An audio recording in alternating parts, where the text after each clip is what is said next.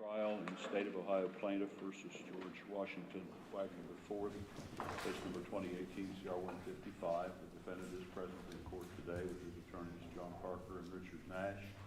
The state of Ohio is represented by the prosecuting attorney Rob Junk and by special prosecuting attorneys Angela Canepa and Andrew Wilson. Also present is Ryan Scheider, special agent with Ohio BCI&I. Is counsel for both sides ready to have the jury brought up? Yes. Just one matter, Judge. Just one matter. We'd like to put an objection on the record before the jury gets here, so we're not going to go through it once you're here. My understanding is that an individual named Beth may be testifying today. If so, we would just go ahead and like to object now. Pursuant to our discovery request, we asked for her address, where we could find her. The prosecution had filed a certification of non-disclosure. We did have a hearing with Judge Cosgrove. Judge Cosgrove found that there was no use of the prosecutor's discretion. However, we renewed the motion because we said, according to the rule, the prosecution has to provide her address at the commencement of trial. And Judge Cosgrove denied that request. It's my understanding the plain language of the rule requires disclosure of the address at the commencement of trial. And, but Judge Cosgrove denied that, and so if she is going to be called today or any time in the future, we would just like to put our objection in the record. To preserve it, you mean? Yes. Yeah, but it has, and as counsel understands, another judge ruled on that because it's considered to be a conflict for this court to hear that type of evidence and make that ruling. So another judge was assigned to rule on that specific issue and denied the defense request. Is that correct? All right. And so. And I would also note for the record, Your Honor, that we shared at that time in front of that judge, but I would certainly make it part of this record as well, that we did have conversations with this witness and asked her if she would be willing or would want to talk to counsel for George, and she did not wish to, and as this court knows, she has that right. So whether or not they would have had her address, they would not have been able to have a conversation with her. We were interested in the address to speak with her neighbors. We think there's things about her that she could be impeached about. And so I understand, according to the state, the representative, she wouldn't have talked to us. Maybe she would have, maybe she wouldn't have. We don't know. However, we believe her neighbors would have. And our failure to, or the failure of the state to disclose that address has now prejudiced the defense. And so based on that, we would ask that she be precluded from testifying. All right. And the court will overrule the defense objections and request that she not be permitted to testify. That will be overruled. Is the state and the defense then ready to have the jury brought up? Yes, Judge. And so, just for the record, we'll just note an objection, and then the judge, the court, we decided to rule and we just move forward without putting all that back on the record. All right, that's fine.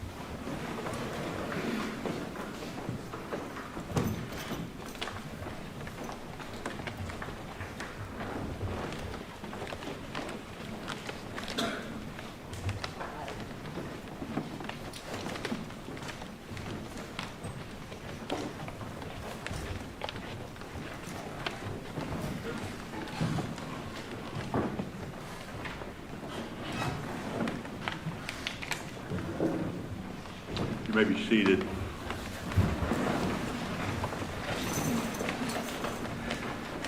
Good morning, ladies and gentlemen of the jury. It's good to see you all here. We begin another day of trial. We're still on the state side of the case. And so is the state ready to call its next witness?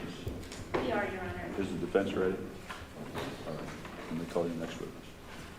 Thank you, Your Honor. The state would call Elizabeth Armour to the stand, please.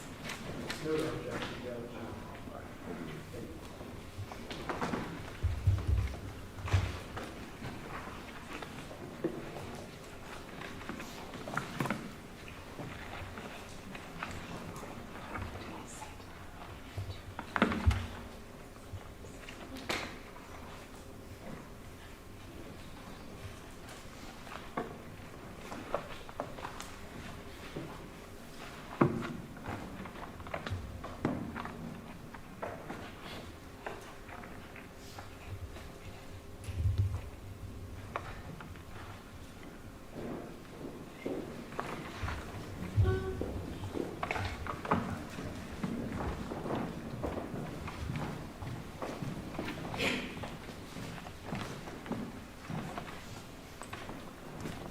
Before being seated, please raise your right hand. Do you solemnly swear or affirm that the testimony you are about to give shall be the truth, the whole truth, and nothing but the truth, as you shall answer unto God? I do. You may be seated there. And the state may examine. We ask people that microphone in front of you does connect to speakers that amplify your voice, but you have to kind of stay relatively close to it. All right, the state. Thank you, Your Honor. You're welcome. Good morning. Good morning. How are you?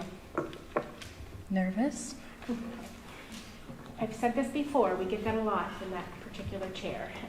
So we'll just take this slow, and if I say anything that you don't understand or is a confusing question, just let me know that, okay? Can you please state your name and spell your last name? My name is Elizabeth Armour. My last name is Armer.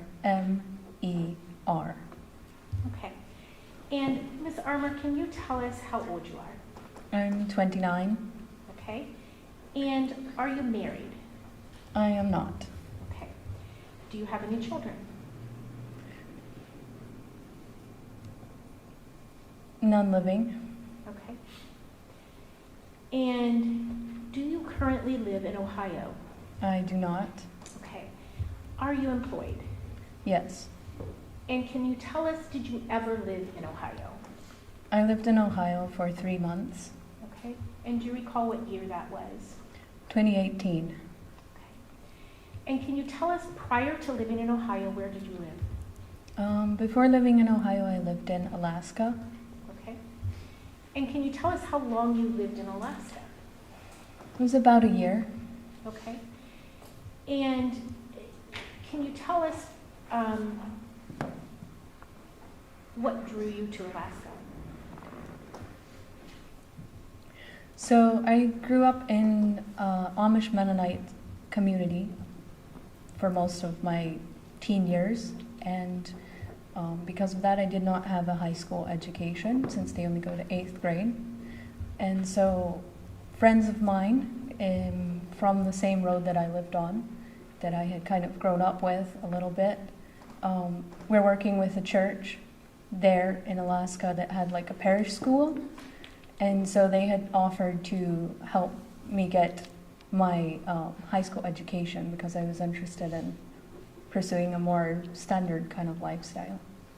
Okay. And you said you lived in an Amish Mennonite community. Can you tell us where that was? It was in central Tennessee in a little place called Pleasantville, I think it was. Okay. Yeah.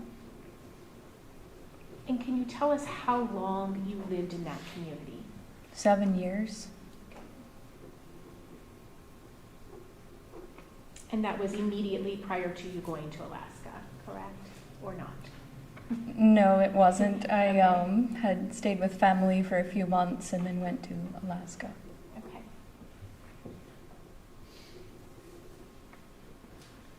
And you indicated that there was a family that offered to assist you or facilitate that pursuit of getting a high school education and what you described as a more standard way of living, correct? Okay. And can you tell us, did they in fact help you? Yes, Okay. And did you live with them? I did. I rented a room from them. Okay. And was this a family, or describe to me who the individuals were? So it was a family. You said describe the individuals, I'm not sure. quite Yeah, what just you like, mother, father, children. mean. Mother, father, and children, yes. Okay. Young children. Their older children were married and living on their own. Okay.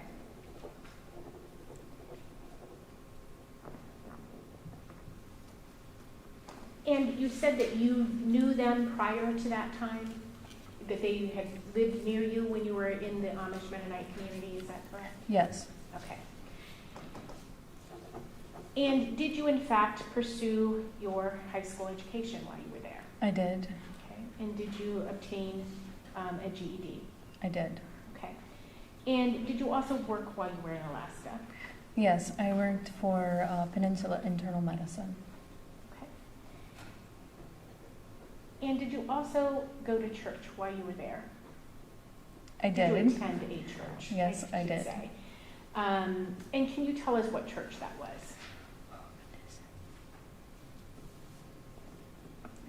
The name escapes me. It was some fundamental Baptist church. I don't remember the name right Okay. now. Where in Alaska was it located? Kasilov, on the Kenai Peninsula. Okay. And how did you come to start attending that particular church? So that particular church was the church that my friends from Tennessee were attending, and that is the church which had the school as part of it, and the teachers at that school were willing to give me classes after school to help me get up to speed with GED, and so I was going there just, because my friends were. Okay. And were you fairly involved with the church above and beyond getting your GED? I worked in the nursery sometimes, and I sang in the choir because I like to sing. I helped one of the teachers with like a Christmas program the church put on. Okay. All right.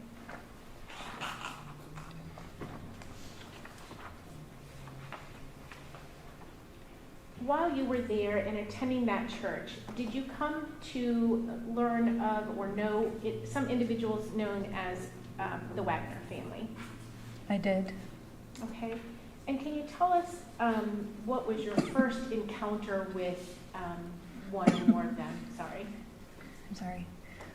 So my first memory of the Wagners was Jake and Angela, maybe the whole family, but I just remember Jake and Angela and the children walking into church, and I remember thinking they were a couple with a child.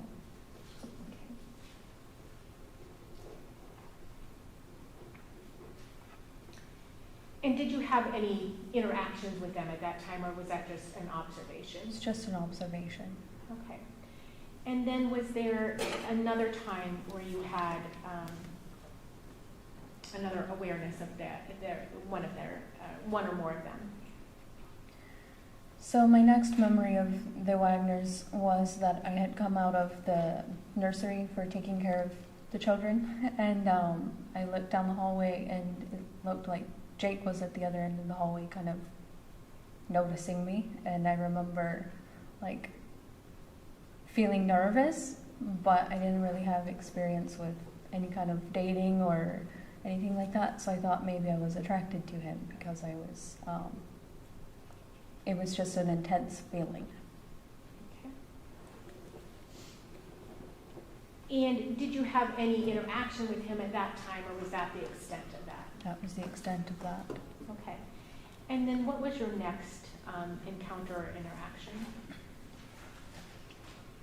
So the next thing I remember is Jake reached out to me through Facebook and wanted to talk with me and asked, I think he even asked me out through Facebook, and I told him I was not comfortable going out with somebody who I didn't know.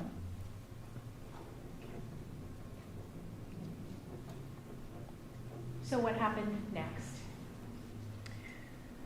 So he made a point of introducing himself to me personally next time I was at church and wanted to chat with me in the gym.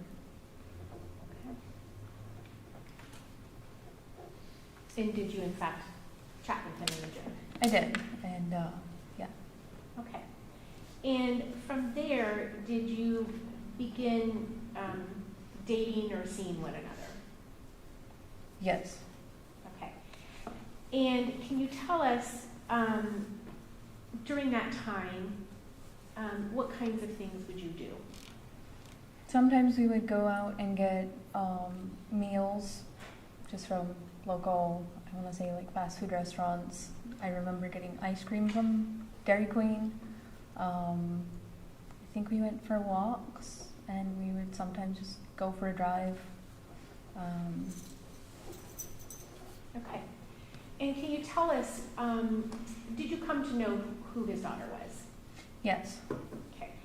Would she sometimes be present when you would do these various things with Jake? Sometimes, yes. Okay. And if she was with you, do you recall any activities that you did when she was present? Well, for example, the first time he was at the gym, she was there, and we were playing around with balls, just tossing them back and forth. Sometimes when we would go for walks, she would be there, and maybe we would play in the snow. She was there sometimes when we went to get ice cream.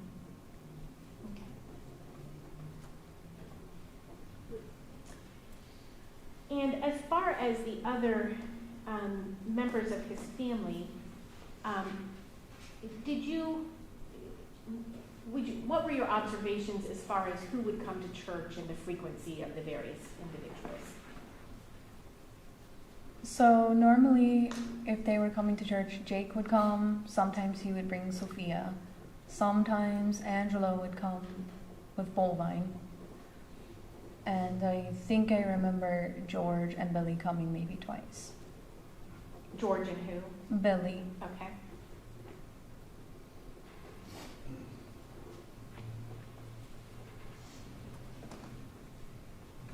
And was there a point where you learned that there was some negative information regarding Jake and his family? Yes. So shortly after the Wagners started coming to the church, the pastor of the church stood up basically in front of the church and said that he had known them in Ohio and that there was some kind of news story out about them, and that they had been bothered by the news, and that because they'd been bothered by the news, they moved to Alaska, and that we should not really pay attention to the news about them and just welcome them into the community. Yeah. And was that the first indication you had? Had you heard these news stories prior to the pastor talking about them? No, Okay. I don't watch TV. Okay. And did you also ask, or did Jake offer an explanation of it as well? He did. Okay. And what did he describe for you at that time? He said basically what the pastor had, that his family had been hounded by the news media, that there was a scandal where he grew up, that his, I think, ex-girlfriend had been murdered, and that people were putting him under suspicion because he had dated her, and that was why there was the news story out. Okay. And again, did you more or less accept those explanations from the pastor and from Jake? I did, because the family I was living with was ex-law enforcement, and so I talked with them about it, and they said that basically if their had been any truth to these stories, they would have already been arrested since it had been 2 years' time. Okay. Can you tell me, during those early times when you were first dating or doing various things with Jake Wagner, did you meet his parents or his brother during that time? I'm sorry, can you rephrase the question? Yep. When you were, I guess, during your time in Alaska, did you meet the rest of Jake's family? And if so, at what point? I think I've met the family about twice. Once before he and I got married, and once after. The time before, they were at his house, or they were all together at the same house. He was sort of introducing me to them, I believe. Okay. And prior to that, did he describe to you, or did you talk about anything about his family, or describe what did you believe the living arrangements to be, etc.? So Jake had told me that his family was renting a house from him, but that he did not have good relationship with them, and that he basically didn't spend any time with them if he could avoid it, that they weren't on good terms, and that they weren't really part of his life, but he had rented some area to them because they were like on hard times, kind of. Okay.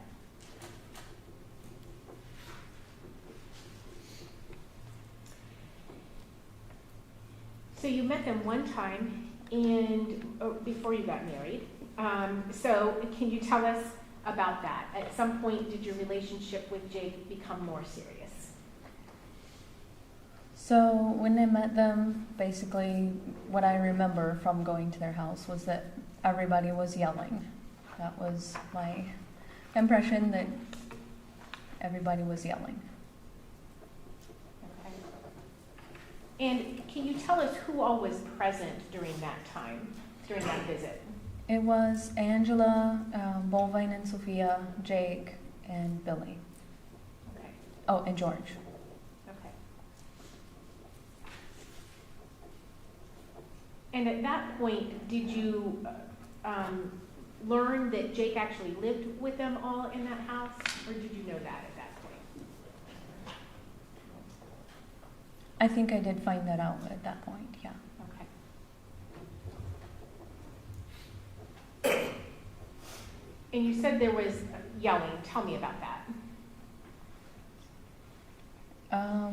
Well, it just seemed like everybody was really angry and stressed, and that they were all shouting. I hadn't really heard people shout that loudly in my life.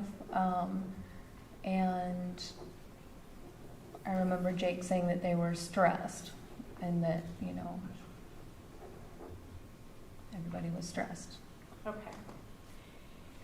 And can you tell us, was there a point where your relationship got more serious with Jake? 9 months after I met him, he asked me to marry him.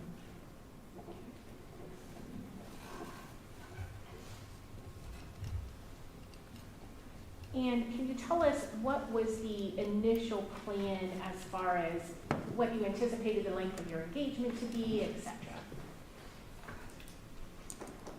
Oh, well, at first he said that we would be engaged at least 2 years to give us time to get to know each other, which I was comfortable with at the time. Okay. And did that change? Yes. How did it change? So Jake kept changing the timeline. So like initially he said we would be engaged for 2 years, and then as time went on he kept giving reasons why. Oh, well, we have to move the date up. Oh, we have to move the date up. And he just kept doing that over and over and over and over. And, here I am in the middle of making wedding plans, and then suddenly I have to move, and I'm busy and trying to manage everything, and he just kept moving the date up, up, up, up, up, until eventually it was only 1 month after we were engaged. And ultimately, what was the reason as to why it had to be that time? He said that he was moving and that, I could basically either break it off or come with him. And where was he moving to? I was told that he was moving to Missouri. Okay. And what was your understanding of, in regards to what the rest of the family was doing as well? So what I was told was that we were going to get a farm in Missouri, that we were going to raise certain kinds of cows and I think pigs also, and that they were going to have a house on one end of the property and we would have one at the other end of the property, which was fairly common where I grew up. Okay. And so your understanding was the whole family, Jake, George, Angela, Billy, the grandchildren, were going to move to one piece of property, but on that property there would be 2 different residences. Correct. And who would be in each of the residences then? So my understanding was that Billy and Angela and George would live in one house, and that Jake and I and Sophia would live in another house.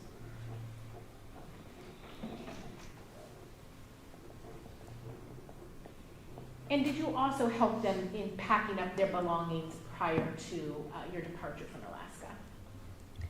I did. The day before they left, I went to their house and they were packing things into a trailer, and they basically asked me to watch Mulvine and Sophia while they were packing things, which I did. And I think I remember carrying some things into the trailer myself also. Okay. And can you tell us about your wedding? Where did you get married? I got married in a friend's house. It was a very beautiful cabin. Okay. And who that you knew was present for your wedding? So the family that I lived with, their father was a pastor, a missionary to many different countries, and so he actually officiated my wedding. So I knew him, and then I had a bridesmaid with me whom I had known, and one brother of mine. Okay. How many brothers do you have? I have 7 brothers. Okay. Any sisters? No sisters. Okay. And how was your wedding day? It was fairly calm, I want to say. It was nice. Okay. And how were Angela and George and Billy on that day of your wedding? Angela was like playing with the children, being a typical looking kind of grandmother, getting them cake and feeding them. George and Billy kind of sat off in a corner, skulking, if I remember properly, just kind of arms folded.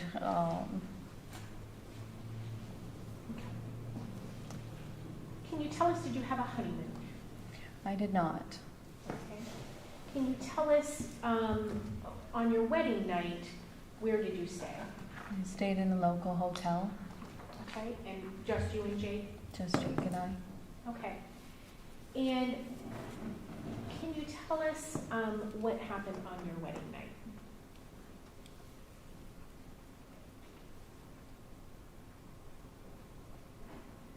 So, since I grew up Amish, basically, I wasn't actually Amish, but I grew up in that kind of lifestyle, that community, very similar lifestyle. I hadn't dated anybody and didn't have any experience with men. And so I had requested in no uncertain terms that we not consummate marriage on that night, which Jake had agreed to but did not honor. And afterwards, almost immediately, while brains are foggy, so to speak, he asked me for my personal information. Okay. And when you say he asked you for your personal information, what kind of personal information are you talking about? My bank account access numbers, my social security card numbers, my phone passcode, my telephone passcode,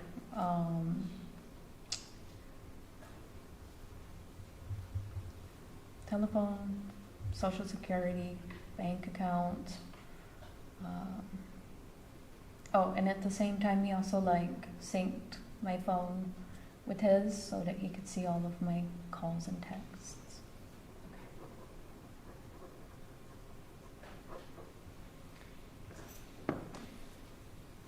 Did he also,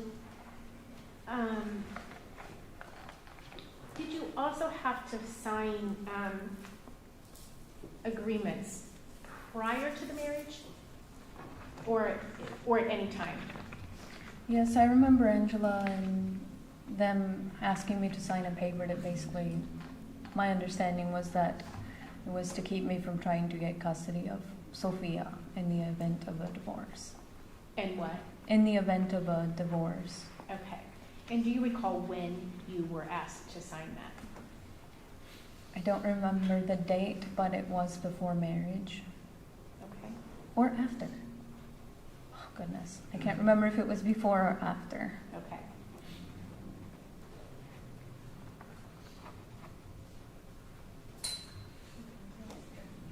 I'm going to start with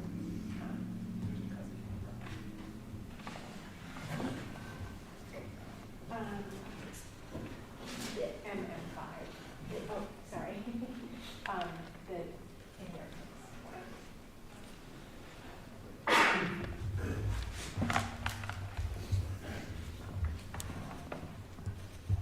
Ms. Armour, I'm going to approach you and hand you a two-page document that's stapled together, and it's marked on the front as State Exhibit MM5. And if you can just look at that and tell me if that looks familiar to you.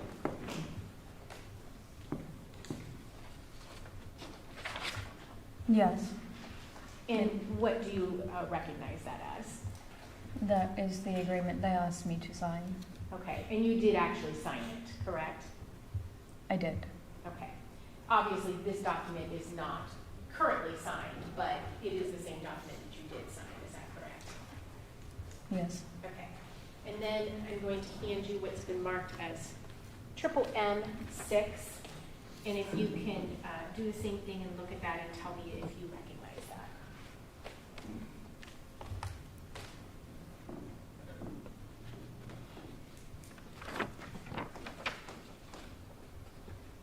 Yes. Okay, and what do you recognize that as? The agreement Jake asked me to sign about Sophia custody. Okay. And specifically, if you can read that paragraph to us that pertains to Sophia. The whole thing or only the Just that paragraph, or, yeah. This legal written contract is between Edward J. Wagner and Elizabeth A. Freeman, which was my maiden name, on March 2018. This contract is concerning the child of Edward J. Wagner, Sophia M. Wagner, that in the event of a divorce at any time in the future between Edward J. Wagner and Elizabeth A. Freeman, she agrees to not make an attempt to seek any full residential custodial parent rights of Sophia M. Wagner. And you said something about Angela. Did you discuss these at all with Angela, or how was Angela involved in that? I remember her being there and that Jake had said something about she was better at making paperwork than he was, and so she kind of either helped create the document or was just helping him in some way. Okay.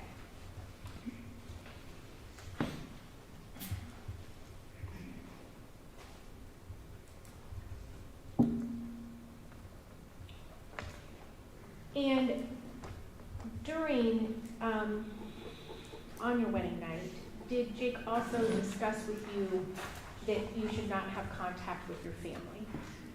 He did. Okay. And tell me about that.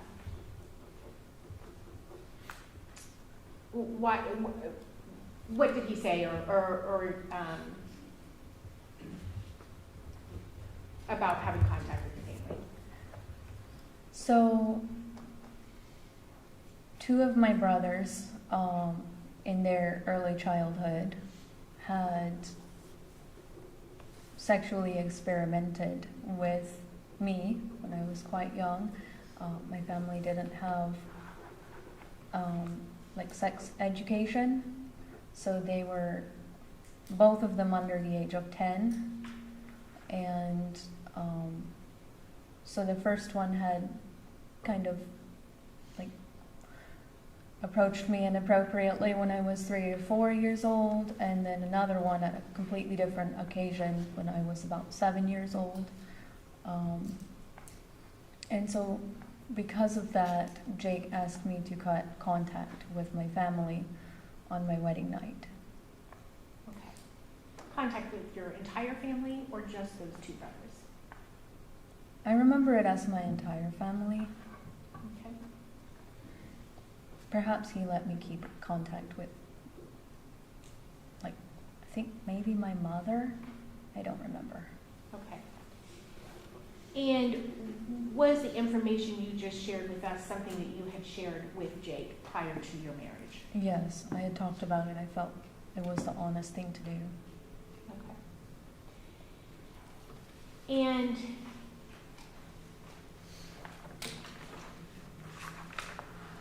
did you only have one night in that hotel on the day that you got married? Yes. Okay.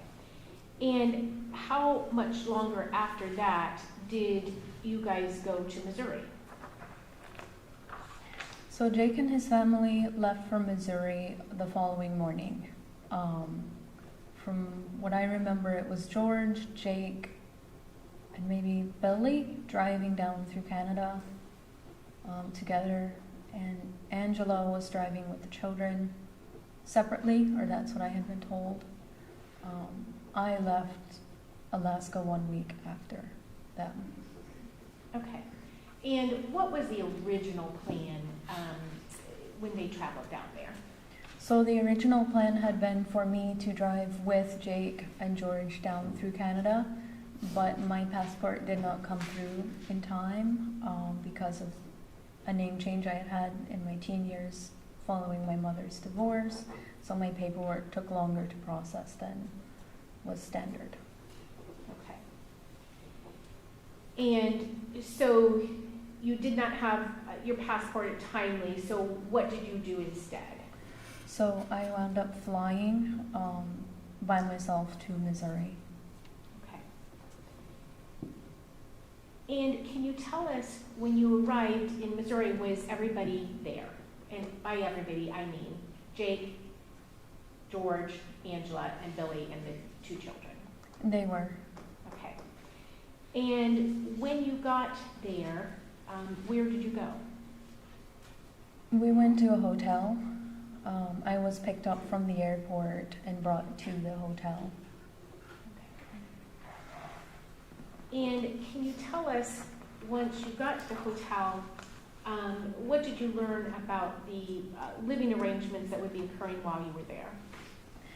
So as soon as I walked into the hotel, there was George, Billy, Angela, the children, Jake, everybody all in one room. And basically walked in and became quite overwhelmed and terrified, so to speak, horrified, and got very scared and left the room and tried to make a call to arrange to leave, basically. Okay. And can you tell us, did they indicate where you and Jake would be staying? In the hotel? Yeah. Yes. So Angela and the children were sleeping in one bed. Jake and I were going to sleep in the other bed. There was a recliner in the room which George was going to sleep in, and Billy was supposed to sleep out in the parking lot in the truck. Okay. So you were all going to be sleeping in the same room? Yes. Okay. And can you tell us, was this, if you can describe the room to us, was it just one open room? Were there some rooms that went off and had doors that could close or stuff? It was one open room. The bathroom had a closing door, but that was it.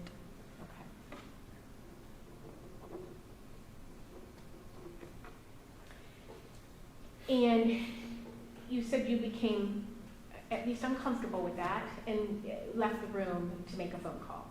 Where did you go to make the phone call?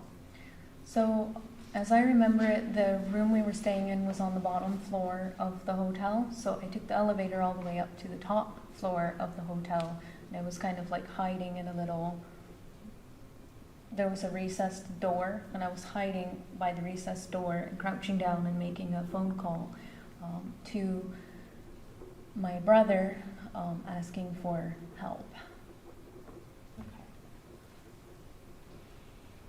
And did anybody come and find you? Yes, so Jake came out of the room and brought Sophia with him, and he was asking Sophia to help find me. So they rode up the elevator together, and Sophia would kind of like run around each floor. It was one of those hotels where there's like the center well, and so I could see them coming up, like, to find me. Okay. And did they in fact find you? They did. Okay. And what happened once they found you? So Sophia ran up to me, she grabbed my arm, she's like, Miss Beth, I don't remember exactly what she said, but approached me cheerfully and kind of pulled me back towards Jake, and then he escorted me back to the hotel room. Okay. And once you got back to the hotel room, what happened? So when I got back to the hotel room, everybody was agitated. When I say everybody, I mean George, Angela.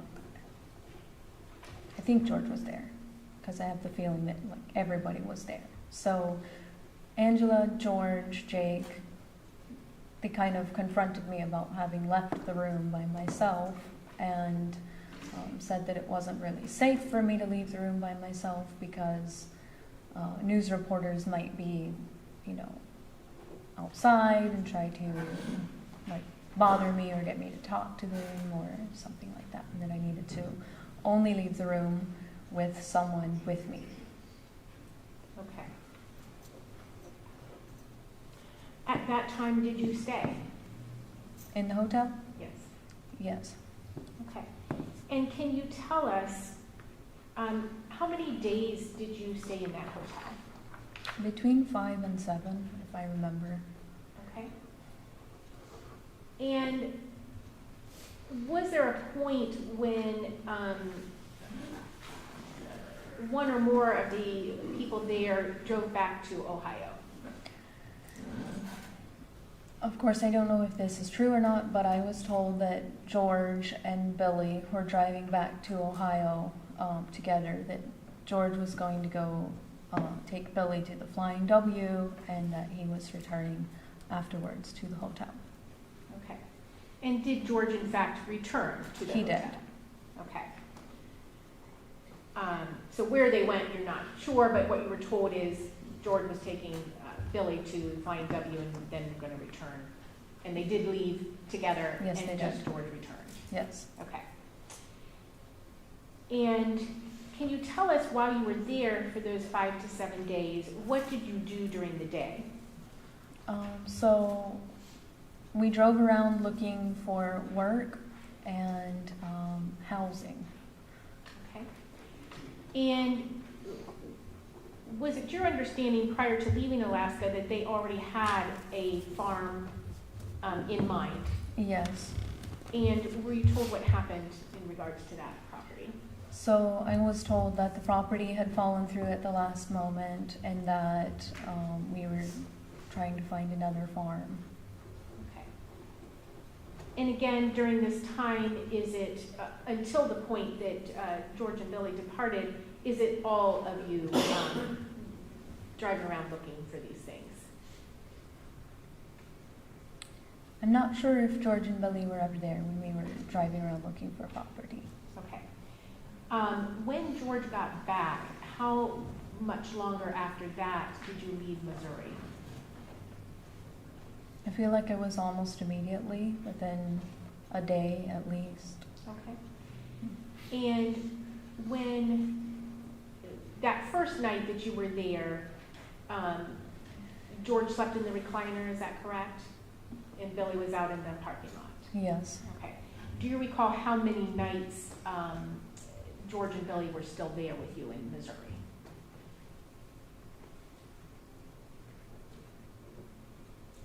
I feel like they only stayed one night in Missouri and then drove back to Ohio because Billy was not going to be living with us in Missouri. Okay. And can you tell us, did you ever find property in Missouri? No, we drove from place to place, and Angela would look them over and basically say, oh, I don't like this one because of XYZ, or I don't like that one because of XYZ. Was there ultimately a decision to go back to Ohio? Yes. Okay. And can you tell us how that decision came about? I'm not really sure how the Wagners decided to go back to Ohio, but my knowledge of it was basically they kind of formed a ring around me and were asking. Basis Said she wasn't sure how the Wagners decided. And now she's describing how she decided. Well, you're objecting to what? The use of the word Wagner? She's Yes. not describing how they decided. She said she didn't know how they decided. Yeah, she clearly testified how much she knows first. All right, I think, all right, I'll overrule the objection. I think that's what she was. Okay. My knowledge of it was that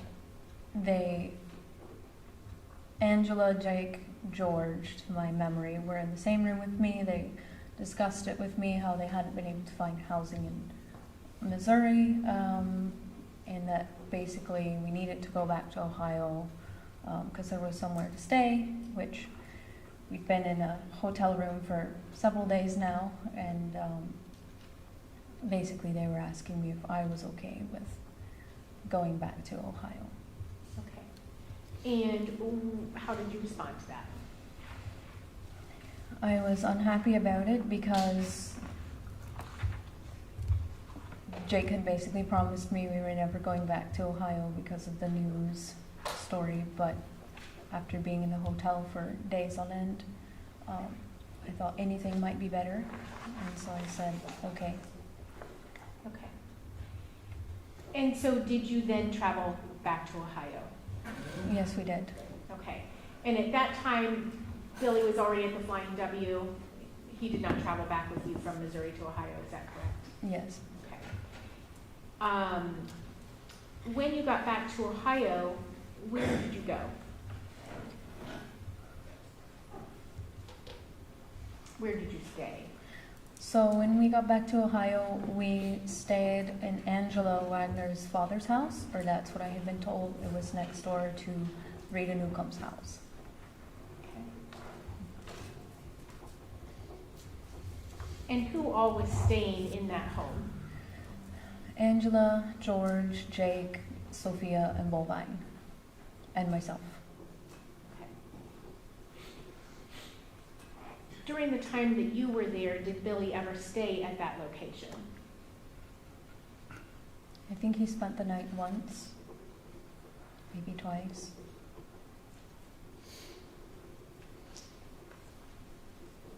Okay.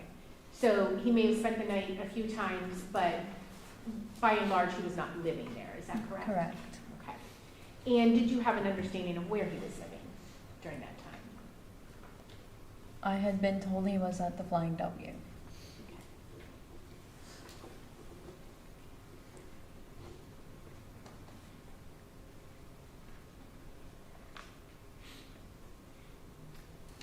And when you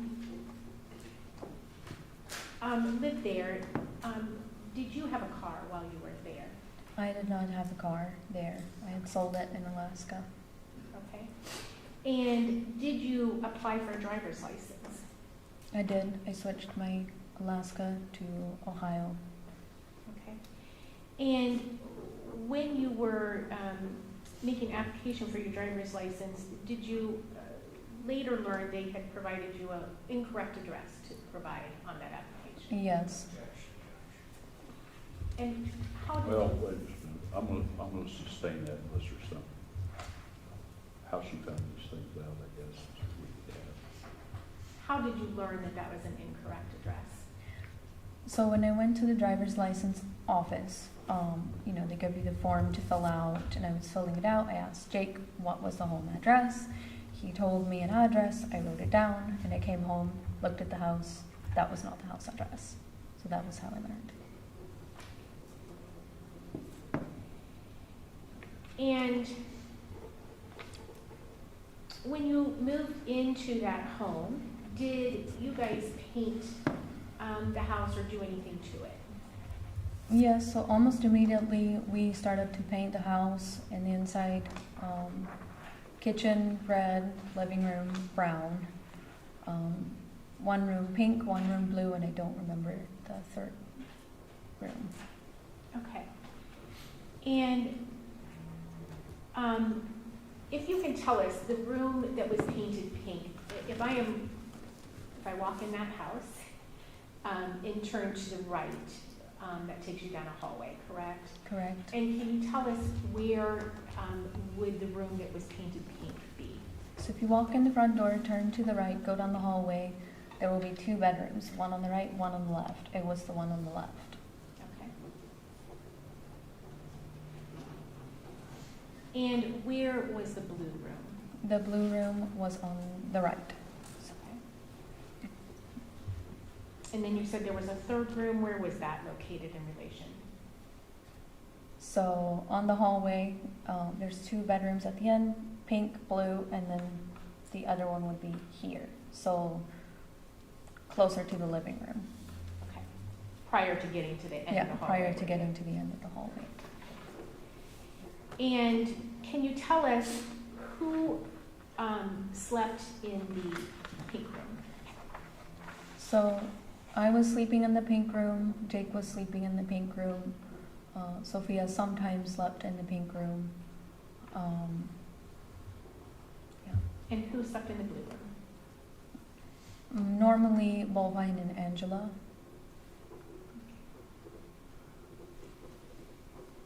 And who slept in the other room? George. And can you tell us, was there a reason they painted one room pink and one room blue? So they would say the reason for painting the one room pink and the other one blue was that if there was ever an inquiry made into the children's well-being, they would say the pink room was Sophia's personal room and the blue room was Bovine's personal room. And that was something that was actually discussed in your presence? Yes. Okay.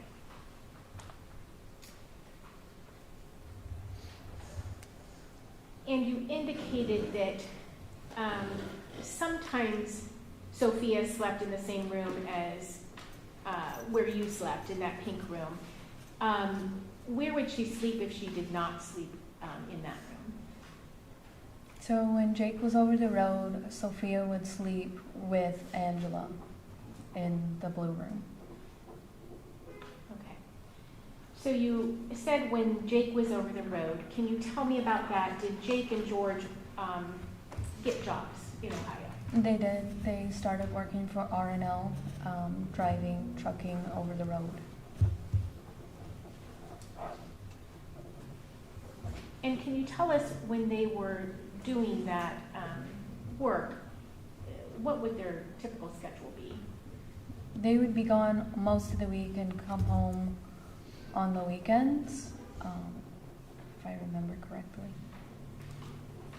Okay.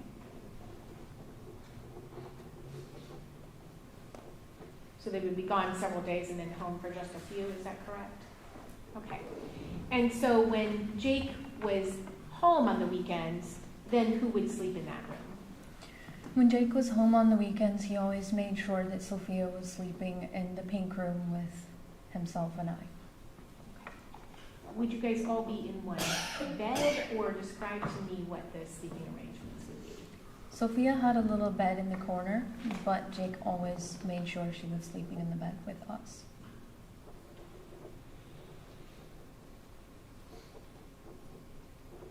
And was there a typical sleeping arrangement in that bed then, at the times when she was in the bed with you? Like, where would she be in relation to you, the two of you? It depended. Sometimes he would put her between us, and other times he would put her on one side of him and I on the other.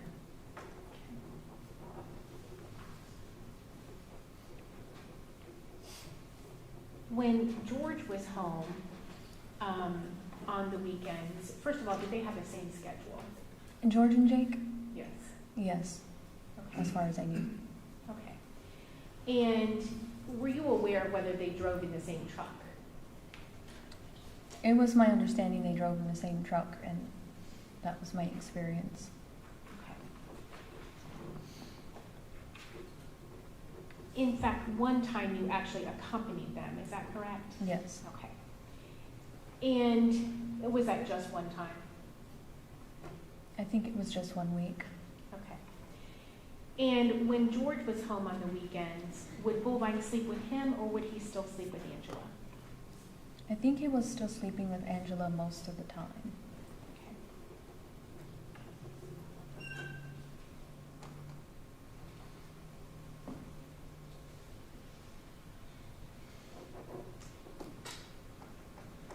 During this time, were you still interested in having your own place with Jake and Sophia? Yes, very much so. Okay.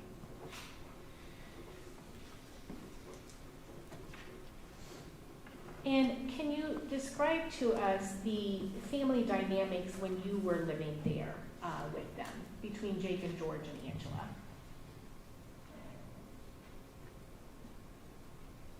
I'm not sure what you mean. Okay. How do they interact with each other? How were decisions made? All that.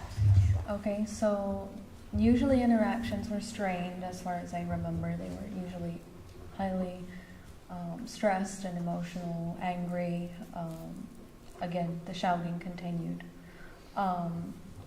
Decisions were typically made as a group, so they would discuss what they were going to do, come to a decision, and then that's what everybody would do. They would make group decisions. Okay. And can you tell us about those discussions, where they would occur, how they would occur? Usually they would happen in the kitchen. I wasn't usually asked to join them. I just remember that I would hear people discussing things in the kitchen, and because it was so loud, I would hear people talking about what they're going to do, what their plans were, how they were going to answer certain questions if people asked them,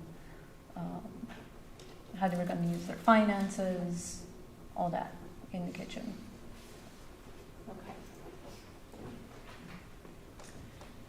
So those were the general topics that you would hear them discussing.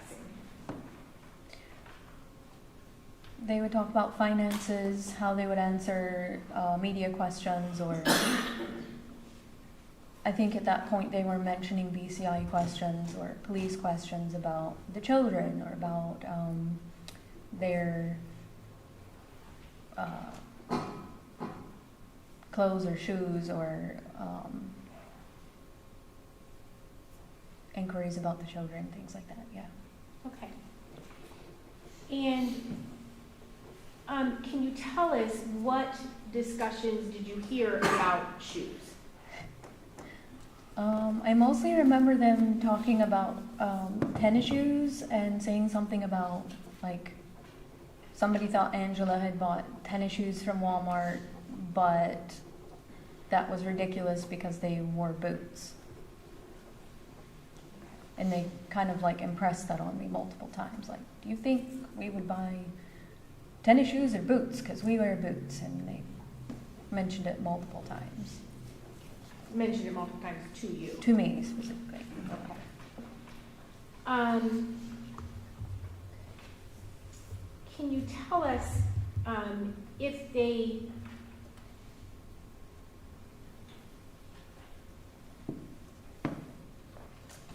ever talked about any other types of questions that BCI might ask them, or information or evidence?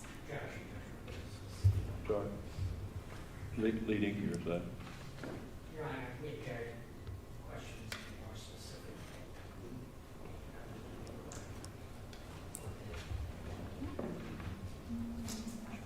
Question.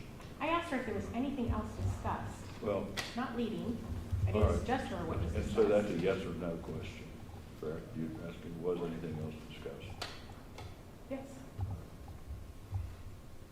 Yes, there were other things discussed. Oh, wait, no, that's the answer to the question, so we'll see if there's another question. Okay. What other things were discussed? I remember them talking about a pocket knife or some kind of knife that they said there was some kind of like blood on it, and that Sustained, I'm not sure. She's using the Those are pronoun all- he. Okay. Who was present for those discussions, or that discussion? I remember George and Jake. Not sure whether Angela was there that time. Okay.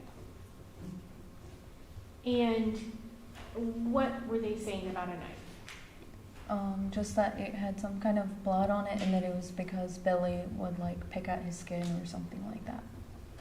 Okay.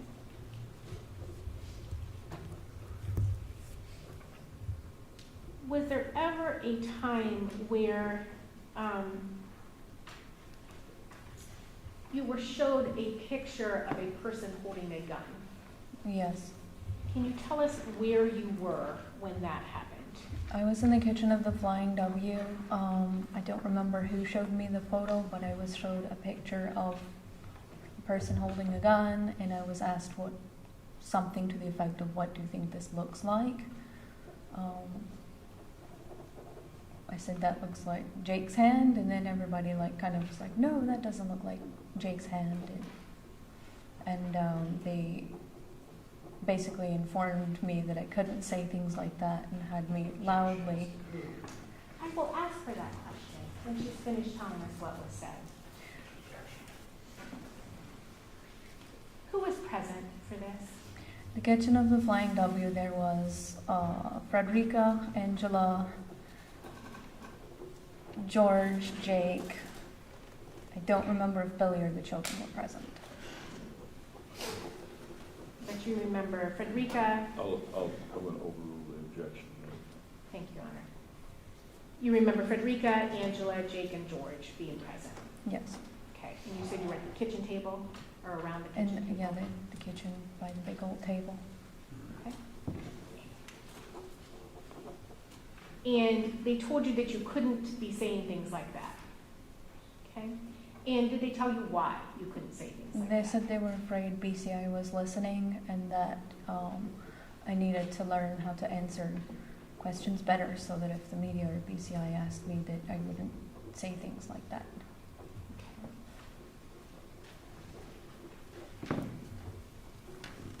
And did they have you do anything to kind of correct what you had blurted out?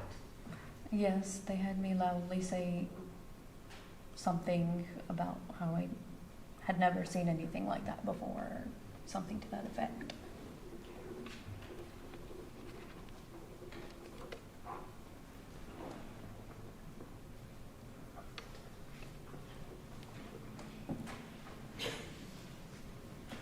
And can you tell us,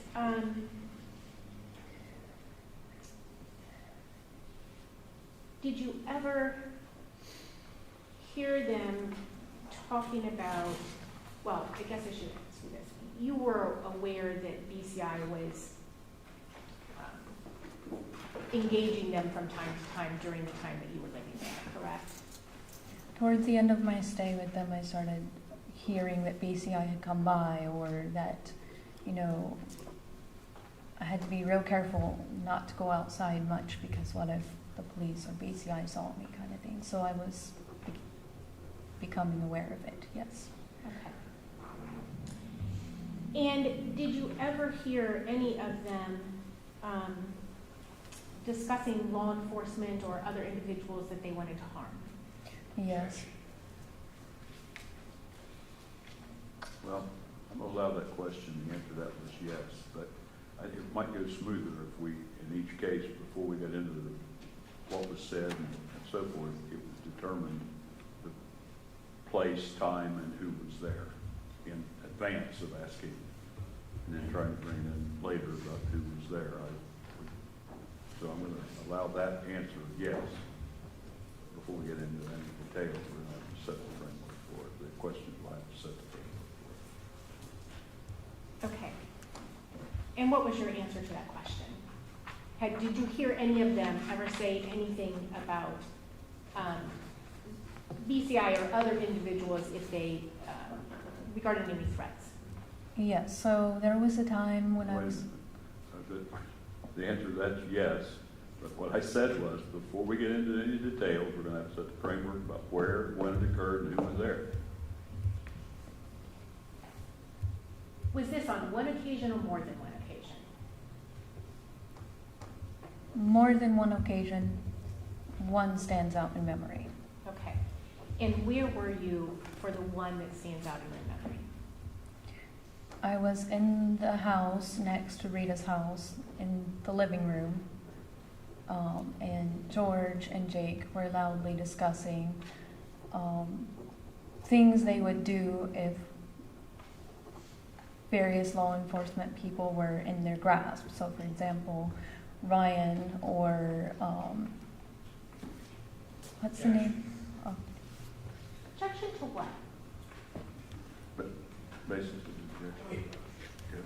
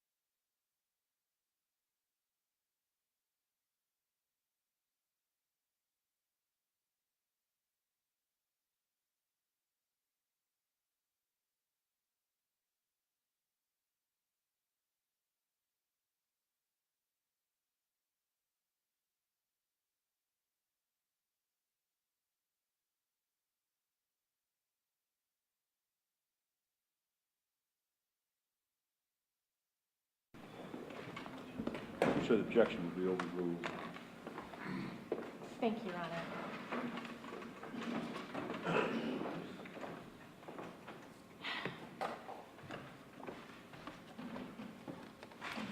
thank you. So you indicated that one time in particular stood out to you. You were in the house next to Rita's house, in the house you were living Yes. with the Wagners. And I believe you indicated George and Jake were loudly discussing what? They were loudly discussing creating some kind of electric weapon that they would use to harm Mike DeWine, Ryan, not Mark DeWine, Mike DeWine, Ryan, and various other people who were like police or law enforcement that they were annoyed by. Okay. And were both George and Jake saying they would do these things? Or was- Yes. okay.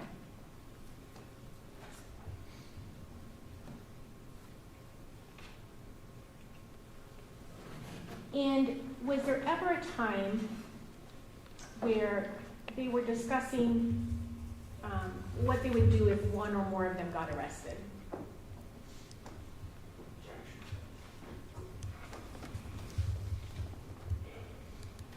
Well, that's a yes or no, and then we get into this idea about setting the framework about where, when, and who. So that's a yes or no. Yes. And do you recall if that happened on more than one occasion or just one occasion?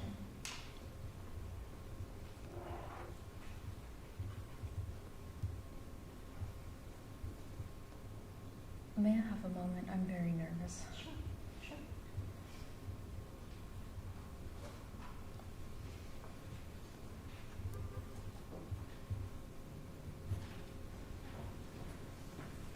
I'm so sorry, my brain blinked. Would you That's repeat the okay. question? Yes, yes, absolutely. And I don't know how long we've been going either. I don't know if it's appropriate for a break or not. I honestly don't remember when we started, Your Honor, but I can ask the question.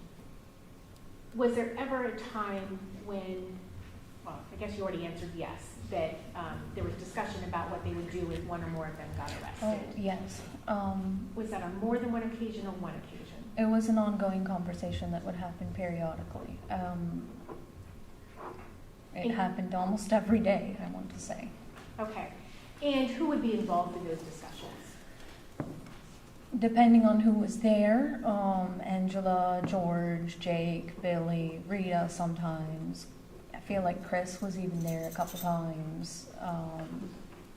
They would discuss, different scenarios, like, well, if George and Billy were arrested, well, who would take custody or who would manage the finances, or if Angela and Jake were arrested, who would take care of the children, and if they were all arrested, would Frederica take care of the children? So it was an ongoing conversation that happened periodically, and they would discuss different scenarios based off of who might be arrested.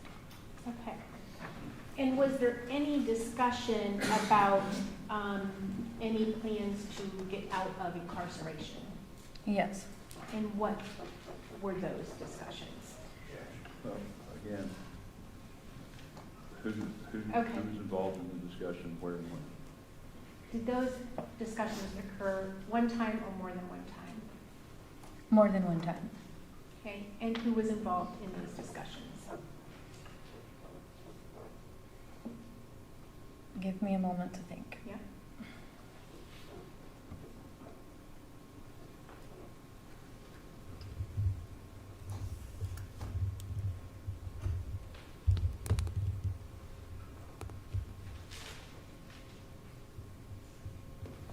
I remember George, Jake, Angela, and at one point, Chris.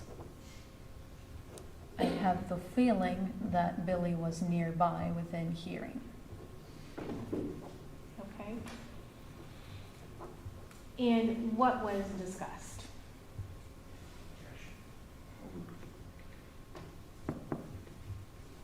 You can answer. There was discussion about creating a bulletproof bulldozer, which could be driven through the walls of a enclosure, such as a prison, with which to, break people out of jail.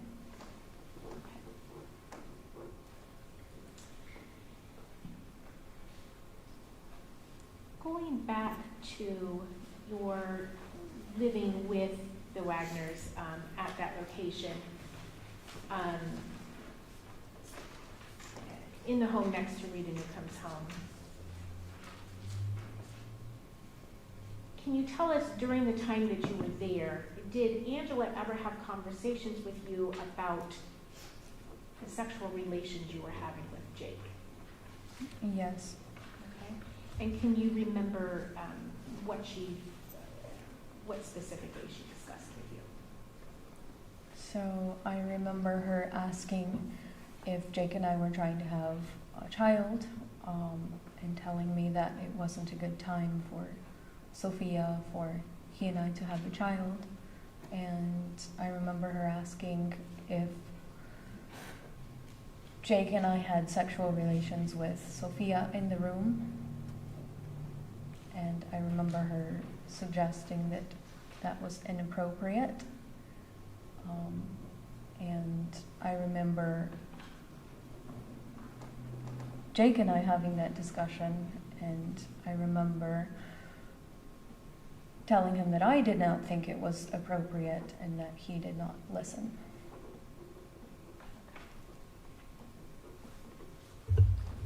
So you basically agreed that that I was agreed with inappropriate, Yes, and you expressed that to Jake. yes.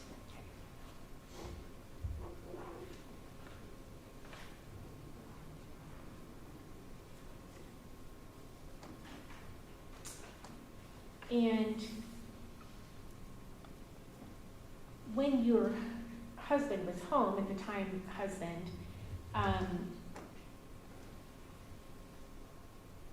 Sophia was in the room with you, correct?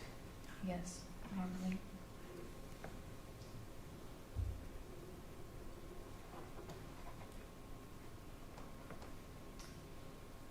Can you tell us, while you were living with the Wagners, was there ever information that they had given you about a person by the name of Tabitha Wagner?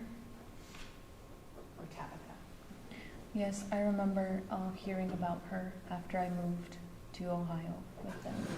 Okay. And what kinds of things were you told about Tabitha? Objection. I will sustain that. Okay. Who told you things about Tabitha? Angela told me things about Tabitha. Okay. Did anybody else, did Jake or George ever tell you anything about Tabitha? I don't remember them explicitly telling me things about Tabitha, but I do remember them affirming things that Angela would say about Tabitha. Okay. And what things did Angela tell you about Tabitha? Objection.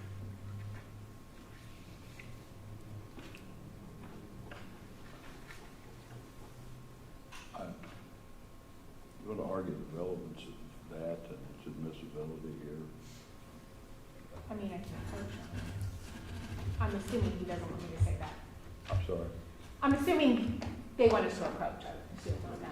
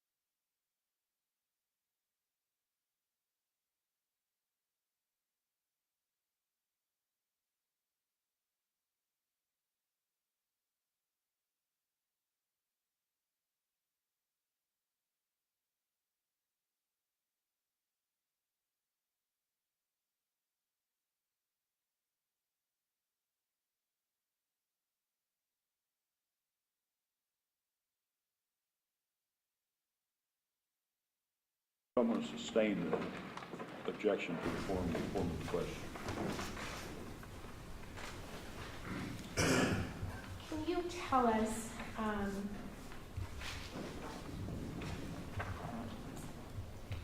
Ms. Armour, when you were living in that home with Angela, Jake, and George, and the two children, did Angela ever accuse you of things regarding either one of the children? Yes. Okay. And can you tell us what was the first thing that she accused you of? If I remember, it was food poisoning. She accused me of having intentionally food poisoned the children. Okay.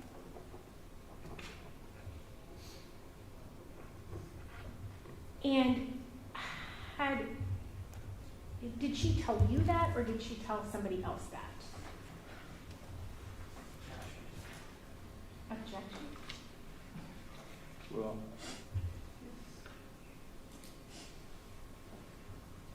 I'm going to let her answer that. We need, I'm going to let her answer that. Hold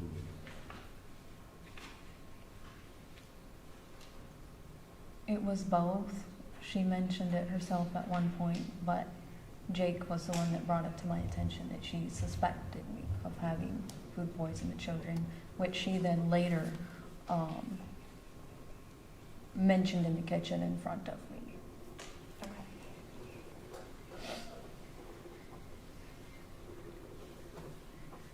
And do you recall her accusing you, and when you said food poisoned, who did you allegedly food poison? She alleged that I food poisoned Bovine and Sophia because she said that they had been having diarrhea or throwing up or something like that, which nobody else saw. Okay. And had you prepared food for them, or how did that come to be that you were the one that was the culprit? So I prepared a meal that was tacos, and everyone really liked it. And then in the next couple of days, she said that I had food poisoned people with those tacos. Okay. Children were not the only ones who ate it.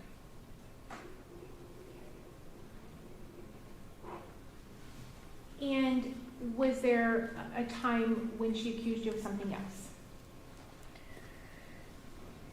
There was a time when it was brought to my attention by Jake that she said that I had inappropriately touched Sophia sexually.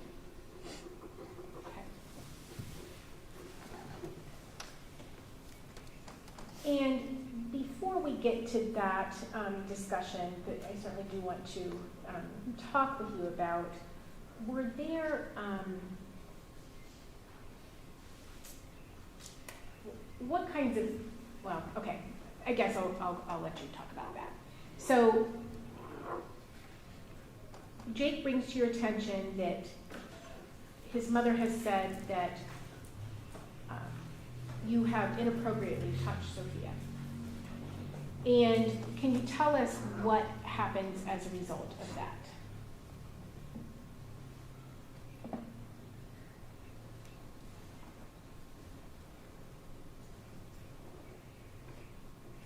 So when Jake came to me and told me that his mom believed that I had touched Sophia inappropriately, I was also informed that because of that allegation, George wasn't comfortable with my living in the house with Bovine, and that I needed to go somewhere else. And who told you that George was not comfortable with you living there with Bovine because of these allegations? I think it was Jake. Okay. And can you tell us, did you ever have a conversation with both Jake and Angela about these specific allegations? Yes. And where did that conversation occur? In the kitchen of the house next to Rita. Okay. And can you tell us what happened during that conversation, or what was said? So it was sort of like a showdown. I was called into the kitchen. Jake said that he didn't believe I had done it, but that, I needed to explain myself because Angela believed that I had touched Sophia inappropriately. She was acting very high and mighty, so to speak. And I was very shocked. And I remember Jake questioning me very sternly, like, did you do this? And he laid it out very clearly to me that if I had done it, that that the right thing to do would be to create Lucille, the baseball bat from The Walking Dead, and string me up in the barn, beat me to death with the baseball bat, bulldoze the barn, burn it down, and hunt down and kill my family, and that if he didn't do it, his mom would do it. If his mom didn't do it, his dad would do it, or George would do it, or Billy, or, he just kept saying any of them would be willing to do this because it would be the right thing to do. And what did you say or do at that time? As soon as Jake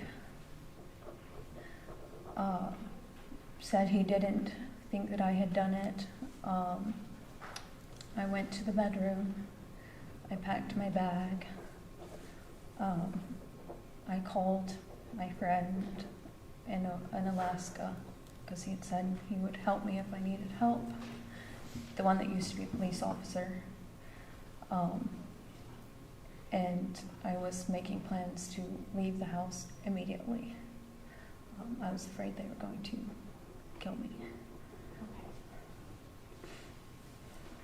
So you called your friend, this is one of the persons that you lived with in Alaska? Yes. And was this the father of that home? Yes. Okay. The one that had married you? Yes, the one who officiated my name. Okay. And did you tell him what had happened? I told him that Jake had threatened to murder me and that I was afraid he was going to, and that I needed to go somewhere. Okay. And how did he respond to your phone call? He thought I was overly emotional, and that I was overreacting. Okay. And so what did he do at that point?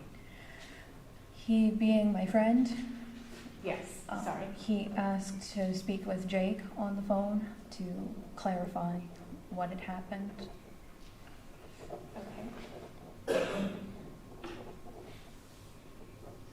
And could you hear that conversation? I could hear Jake's end of the conversation. Okay. And what did Jake say?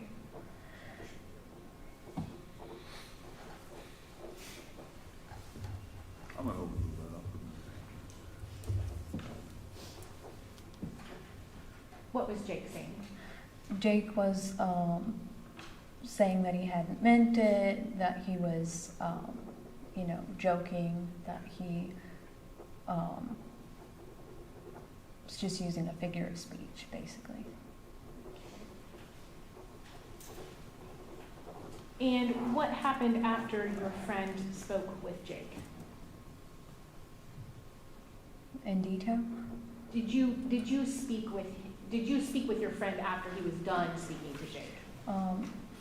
Jake passed the phone back to me. My friend basically told me he didn't believe Jake had it in him to murder somebody, and that he'd been just exaggerating and speaking out of anger, basically, and just to kind of calm down.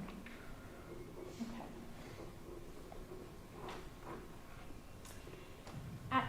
point, what did you do? I continued to make plans to leave. Okay.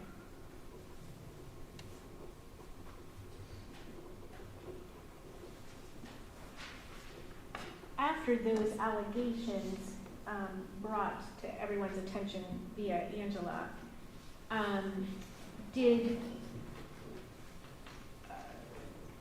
were there any restrictions as far as your interactions with the children? Yes. And what were those? After that, Angela made this kind of rule where, like, I wasn't allowed to be in the same room with the children, unaccompanied. So if they would come into the room where I would have to leave the room. Or if they would come up and try to give me a hug, I had to, like, get out of their embrace or something. And it was awkward because I didn't know how to behave. They were affectionate children, and we would have fun sometimes playing outside, and it was really hard to try to keep that distance.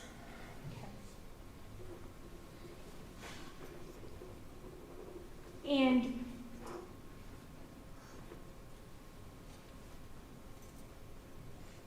can you tell us, while you were living there, did you come to learn that your belongings had been gone through? Yes, they would sometimes confront me about things in my belongings, so I was aware they were going through my personal items. Okay. And can you tell us what were some of the things that they confronted you about? I'm sorry, say it again. Yeah, we need to frame who it is and when it is we're talking about. Who confronted you about these things? In my memory, when the Wagners would confront me about something, it was not one person. It was usually Angela, Jake, George, as a group, coming together, asking me questions about things. Okay. And do you remember some of those items that those three individuals would confront you about? At one point, it was about a personal diary.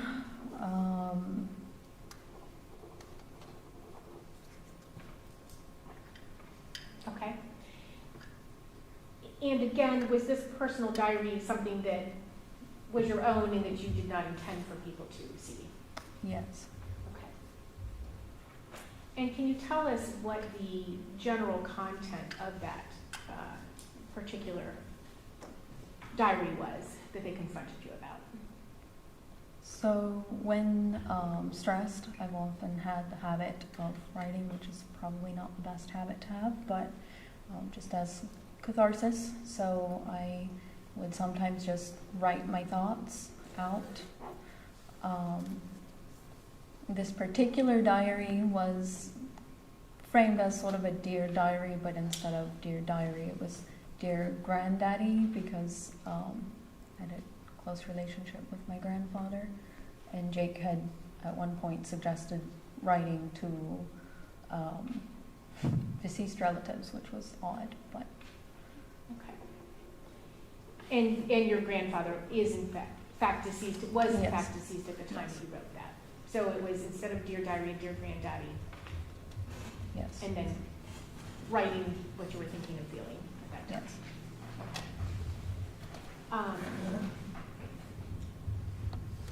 Yeah. Okay. Yeah, Your Honor, if we could go ahead and take our morning break. Yeah, it is a good time for that. We've been at almost 2 hours. So we will be taking a 15-minute morning break at, let's see, at 10 after 11, the jury will assemble at the jury room to be brought up from there by court personnel. While you're on your break, you're not to discuss this case among yourselves or with anyone else, not to permit anyone to discuss this case with you or in your presence, not to form or express an opinion concerning the case, not to do any research concerning the case as to the facts or as to the law from any source at all, do not view, read, or listen to any reports or accounts of the case from any source at all, and have no contact with any participants in the case, including parties, counsel, or witnesses. So does counsel for either side have anything to put on the record before we recess? All right, so we are in recess until 10 after.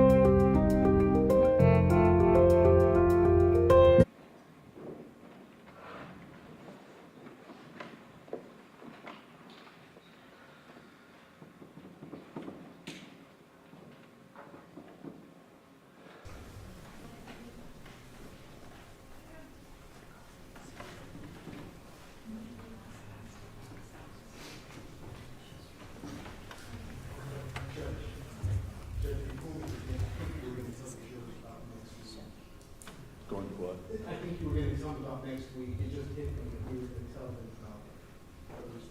Oh, yeah, I'll probably wait till the end of the day.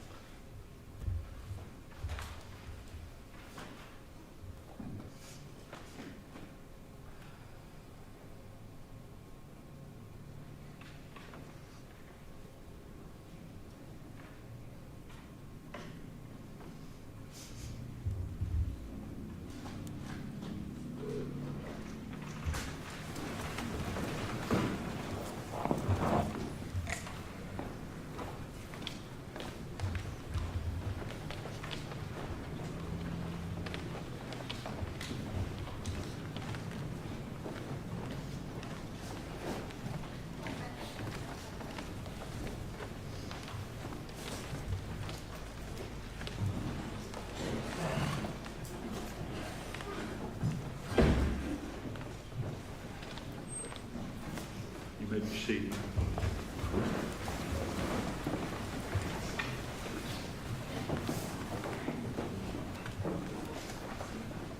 The state may resume questioning the witness. Thank you, Your Honor. At this time, I would like to show you what's been marked as State's Exhibit M1.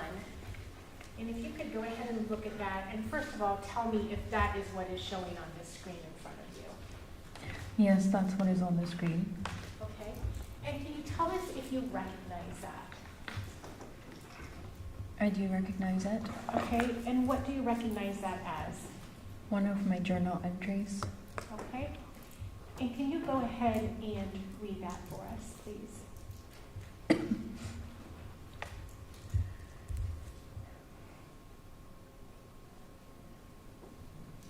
Dear Granddaddy, the people I live with are all right, I guess. They are constantly yelling and hitting, and not one of them understands the concept or need for privacy. Even the most private of all human doings are open for discussion and comment in this family.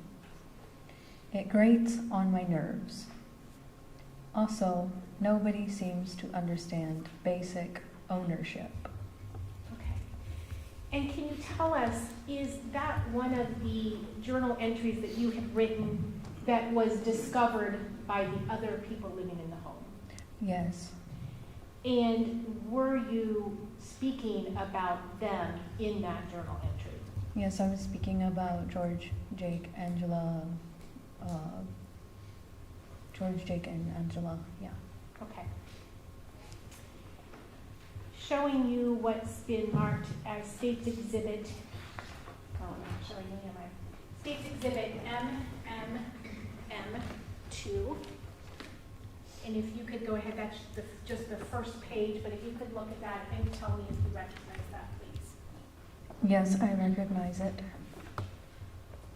And can you tell us what you recognize that as? Another one of my journal entries. Okay. And again, styled the same way, you started with Dear Granddaddy as opposed to kind of Dear Diary. Yes. Okay. And could you go ahead and tell us what that says, Do you mean read it? please? Yes. Dear Granddaddy, I try so hard not to hate people. Proof of this is that out of my entire crazy big family, there are only 2 people I truly hate. But now, Granddaddy, there are 3. Daniel, Isaac, and Angela. I'm going to call her Ms. Angela because the name fits her. Anyways, Ms. Angela is horrible for all these reasons. 1, she married unwisely and believes all marriages destined to end like hers. 2, she has her fingers in my husband's pocketbook and makes exorbitant demands on his salary, holding her own quote-unquote gifts and help over his head like a club to emphasize her demands. 3, she has more say over my life right now than I do because she controls my husband through his child. 4, she verbally abuses and yells insinuations at my husband, which he doesn't understand, but I do. 5, she dislikes and ridicules books.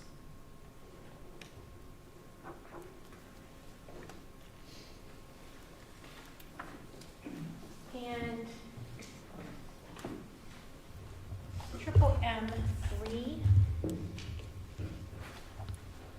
if you can tell us what that is. The continuation of the same diary entry. Okay. And if you could go ahead and read to us what that says. 6. Because she is a manipulative liar, she is teaching our daughter to manipulate and lie. 7. My husband would listen to her far rather than to me because she has raised his daughter thus far. 8. She believes me to be a replica of Tabby and treats me as such. She has insinuated several times that she expects me to poison her. 9. She has repeatedly declared that she will see to it that Sophie will always prefer to be with her and never accept me as her mama. 10. She has threatened my husband with custody battles. 11. The most horrible thing is I have her totally within my power. All I would have to do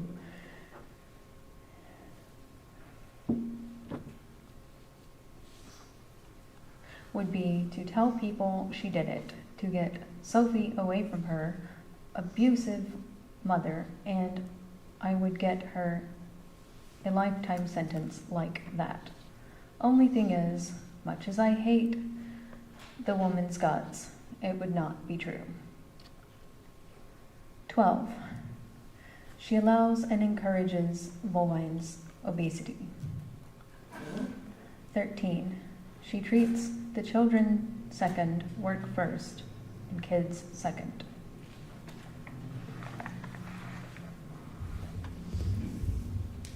State's Exhibit M4.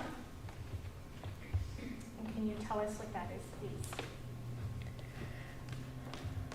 Continuing the same diary entry. Do you want me to read it? Yes, please. I'm sorry. 14. She keeps tabs on me, always watching and listening to see where I am. 15. I'm having to live in her house, under her direct control and condescension.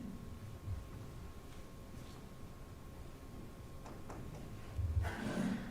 Plan to crush her. 1. Treat her only kindly and respectfully. 2. Try to become her friend. She's like Rhonda, so she really only respects working.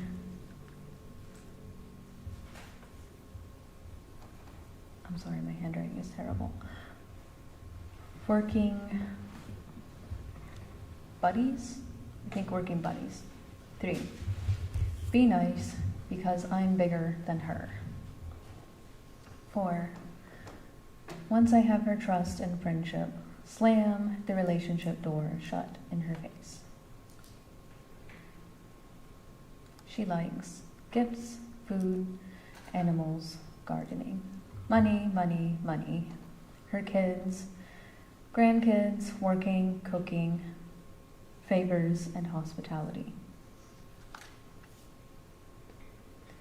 She is sensitive about her weight and appearance. She either was physically abused or else mistreated in her childhood. Basically, all bossies want minions. Okay. I'm going to take this back. I'm going to ask you some questions about that. But for the entries, the 4 different pages, 3 belonging to the same entry, those were journal entries in your own handwriting, correct? Yes, Okay. And obviously, these are photographs of those items as opposed to the actual items themselves. correct.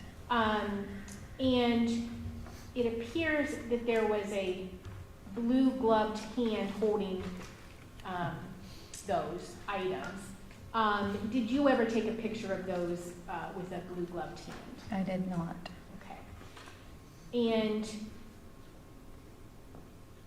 that regarding that second, the MMM2 through triple M4, the one that was in the green ink, that was all one journal entry, correct? Correct. Okay.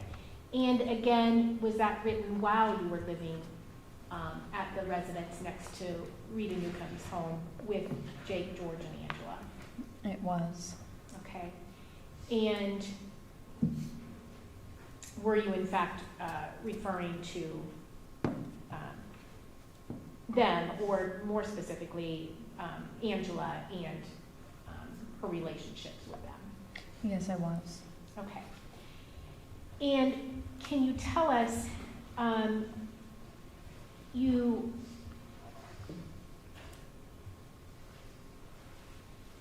talked about, she believes me to be a replica of Tabby and treats me as such. She has insinuated several times that she expects me to poison her. Can you tell us who is Tabby? To my knowledge, Tabby was Tabitha, and she was George's either wife or ex-wife. I'm not sure which. Okay. And what made you say that she believes you to be a replica of Tabby and treats you as such?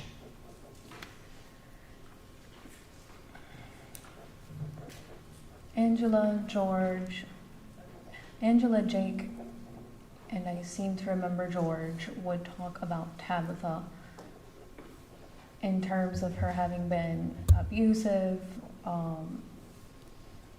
very strange. They said that she hurt Bovine, that she had at one point knocked a child off of a table, that she tried to poison George, that she tried to poison Bovine.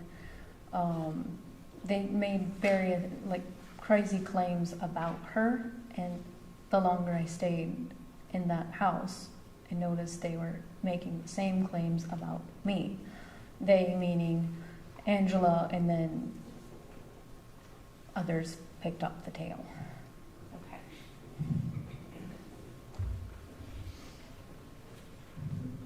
And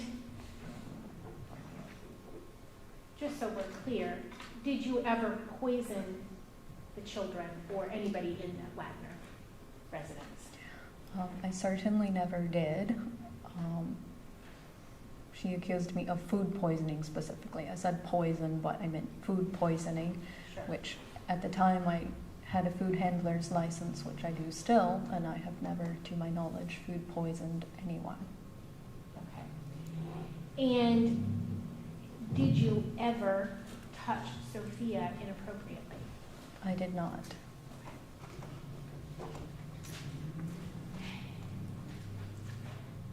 And you indicated that she, quote, has her fingers in my husband's pocketbook and makes exorbitant demands on his salary, holding her own, quote, gifts and help over his head like a club to emphasize her demands. Tell me what you mean by that. So, I don't know how to say it in a brief form. Okay. May I explain? Sure. Okay. So, I've never been in a group of people who had no finances this way. So, basically, different ones of them had different debts, meaning George, Jake, Angela, different people had debts, and they would hold each other accountable for helping pay off these debts that they had. So almost as if it was an expectation, not like you could choose whether or not you wanted to. I understand giving somebody a gift out of the kindness of your heart, but it was more like, oh, I've helped you raise the children, so you better help me pay off this debt with this amount of money from your paycheck, that kind of thing.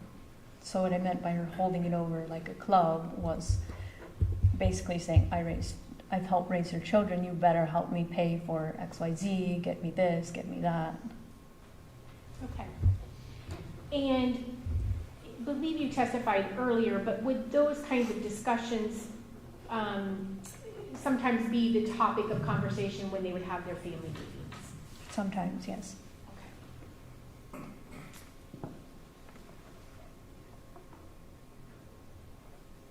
And you indicated that she has more say over my life right now than I do because she controls my husband through his child.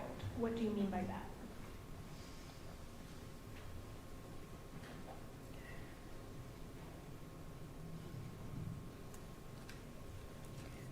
So he had told me we were going to live by ourselves in our own house as a family, him, me, Sophia.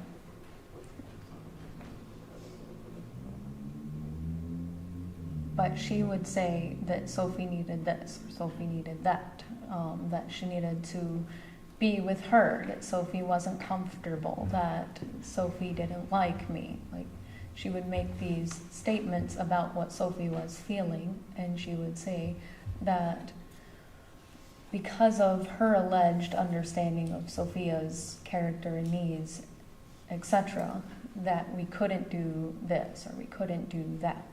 So we couldn't have a house of our own, or we couldn't take a trip, or I couldn't go see my family because of Sophia.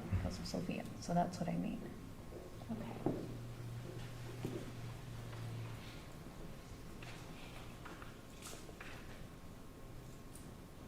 And you made a comment that she dislikes and ridicules books. Why did you make that comment? Because I liked to read, and so sometimes I would go in my room and read, and she would try to stop me, or sometimes I tried to read to the children, and she didn't like it if I was reading to the children, and she would make comments like, I don't know why you like those books, or I don't know why you're always reading those books. And so she clearly didn't have a high opinion of reading or people who liked to read. Okay.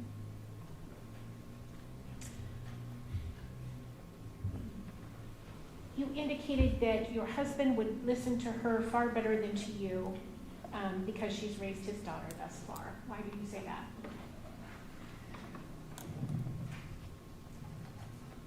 For the same reason. So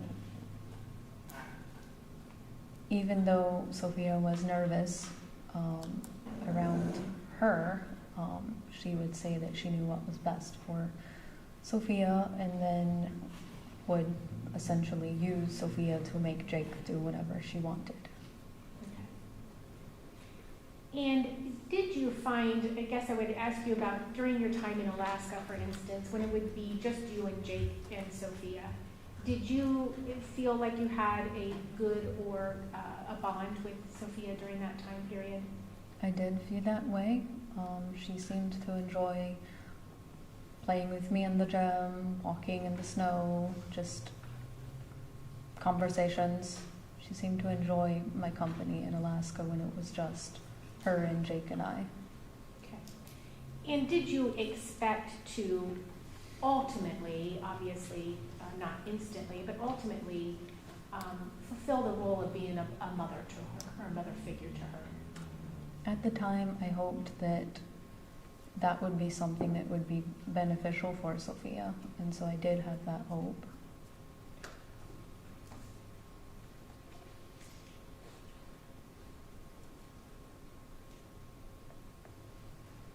And you say in here that she's repeatedly declared that she will see to it that Sophie will always prefer to be with her and never accept you as her mama.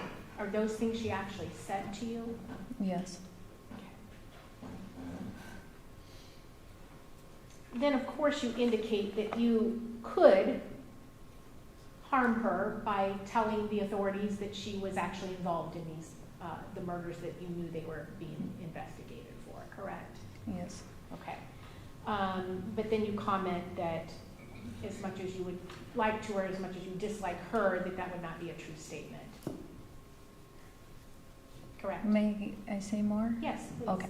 So when I wrote that diary entry, it was right after the first time she accused me of food poisoning people. I had not stayed with the Wagners very long at that point, and so I still was basically going off of the story they had told me about the news media and everything like that. So yes, I did say that at that point in time. Okay. So at that time, you believed that they had not committed these Correct. offenses? Okay.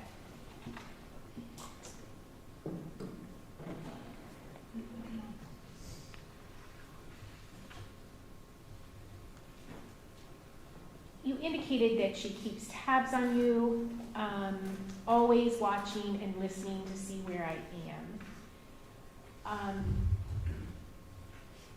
Tell me about that. So she didn't like it if I would close a door, any door, including the restroom door. If I walked outside, she would become very nervous and send someone to find me, whether it was Sophia or Bovine or come herself. She didn't like it if I was out of sight of her. She always wanted me within her sight lines. No privacy. So describe for us what your daily existence was like in that home, especially when Jake and George were away. When Jake and George were away, she would leave me alone most of the time. Didn't seem to want to really interact with me, except to know where I was all the time.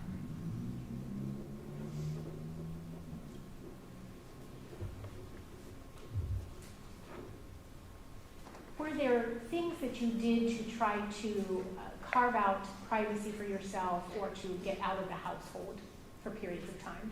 Yes. And what was that? Well, there were three things. One was I would take walks down the road.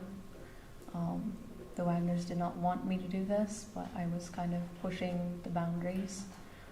So they would meet with me as a group, George, Jake, Angela, and explain to me why it was dangerous for me not to take walks by myself. And I would say, well, I needed exercise for my health, or surely I can't stay in the house all the time.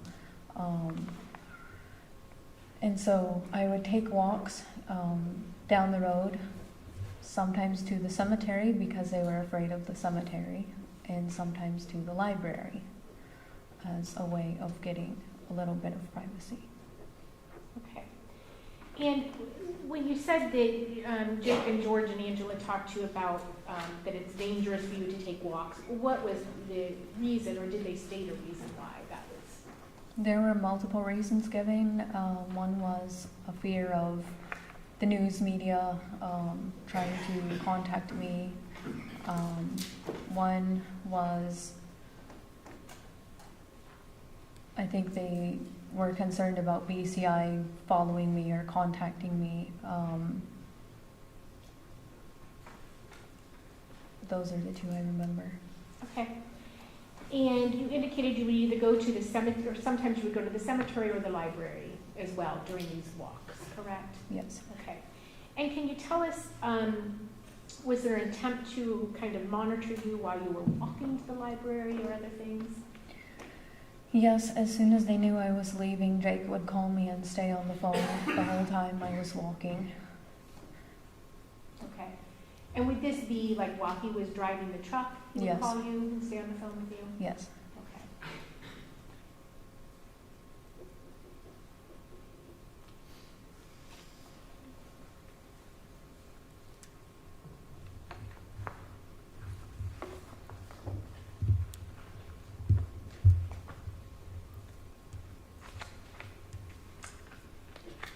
In your first journal entry, the one that was just a paragraph long, you indicate that even the most private of all human doings are open for discussion and comment in this family. Can you tell me what you meant by that?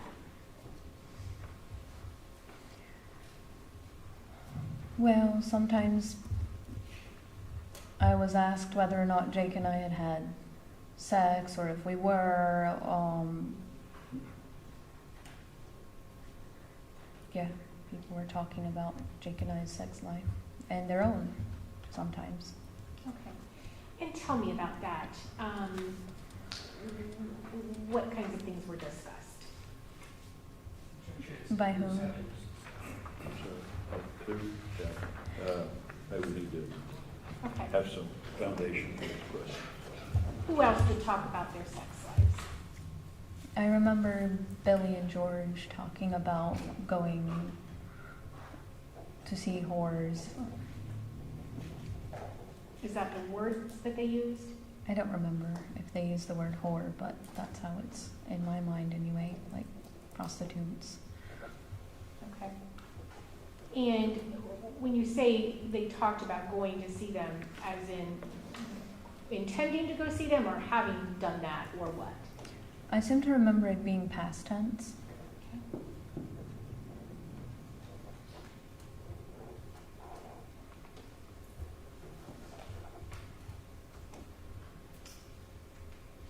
And is having those kinds of conversations with you and in front of you, was that something that you had experienced before living with the Wagners?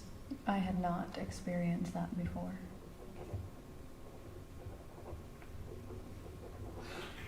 And can you describe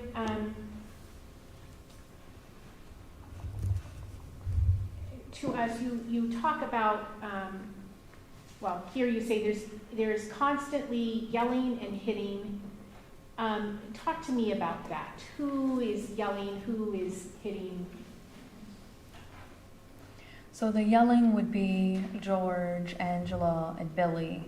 The hitting was mostly Sophia and Bovine, because while the yelling was going on, typically they would be being almost completely ignored by everybody, and they'd be off in the corner just stressed out and frazzled and just going at it, releasing tension by hitting each other a lot of times. Yeah.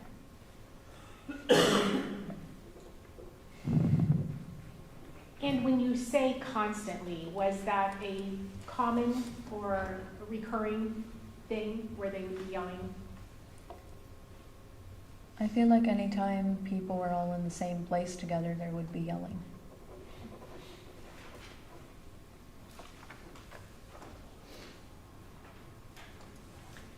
In addition, well, okay, let me stay on this.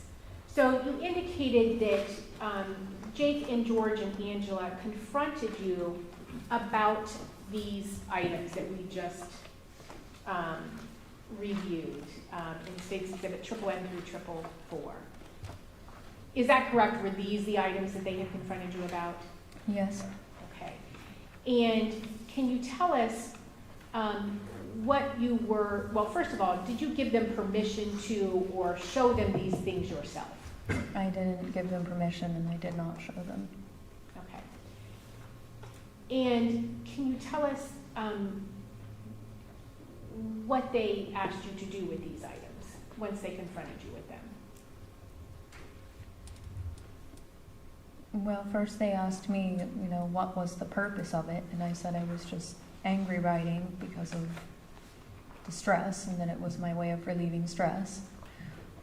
They told me that was extremely dangerous for me to do. What if the police or BCI found it? And I say they, I think it was Angela, Jake, and I feel like George was nearby, possibly Rita as well, but I don't remember exactly that.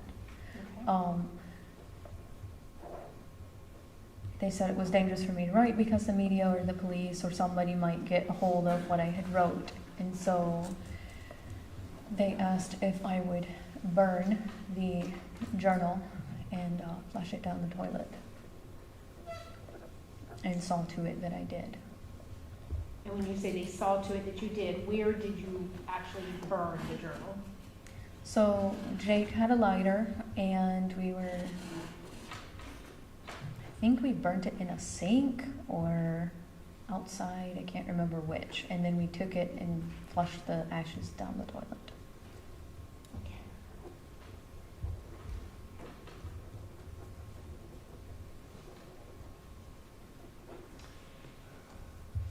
Okay, so they confront you about these things.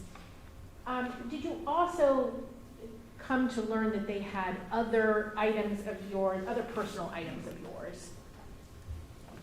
Or personal documents, I should say. I was not aware that they had my personal documents. I highly suspected that they had my personal documents because a bag of mine was lost in transit between Alaska and Ohio, which contained all of my personal documents.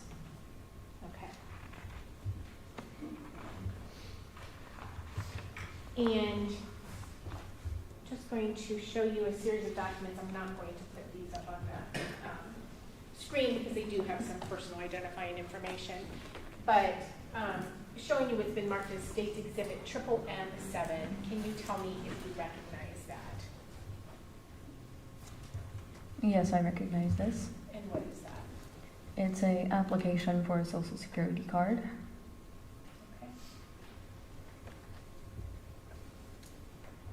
Okay.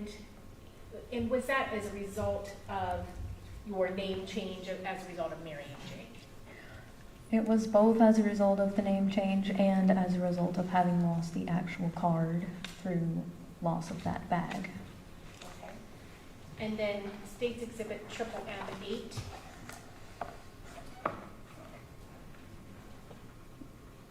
It looks to be the same document but zoomed in, Okay. like a closer image. And State's Exhibit M9. This is a copy or a photograph of the name change order my mother created after she and my father divorced. And State's Exhibit, that's MT. This is a photograph of the marriage certificate between Jake and I. Okay. And can you tell us what date you were married? March 24th, 2018. Okay. Can I have On which one? that exhibit? M10. Regarding the first items that I provided to you, your Social Security application and the name change of your mother's, were those items that had been in your personal effects in that bag that you talked about that got lost in transit from Alaska to Missouri and then Ohio? The name change order was, the marriage certificate was in the bag. The application for the Social Security card was not in that bag, as far as I recall. Okay. Again, did you give any of those personal items to the Wagners? Not that I remember. It is possible that Jake had them to transport back and forth between the post office at one point. Okay. But I seem to remember being there when that happened, so. Okay. And you already testified that on your wedding night, Jake asked for all of that some of that information, correct? Yes, At that time, did you give him documents or just the information? just the information. Okay.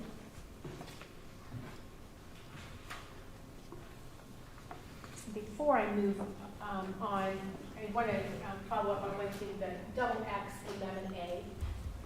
You can show that up on the screen. I'm going to hand you what's been marked as State's Exhibit double X 11A. It'll show up there too, but if you can just tell us, if you, do you recognize that photo? Yes, I do. And what do you recognize that as? The photograph I was shown in Frederica's kitchen. Okay. The same one where you indicated that that looked like Jake's hand holding that weapon? Yes. Okay.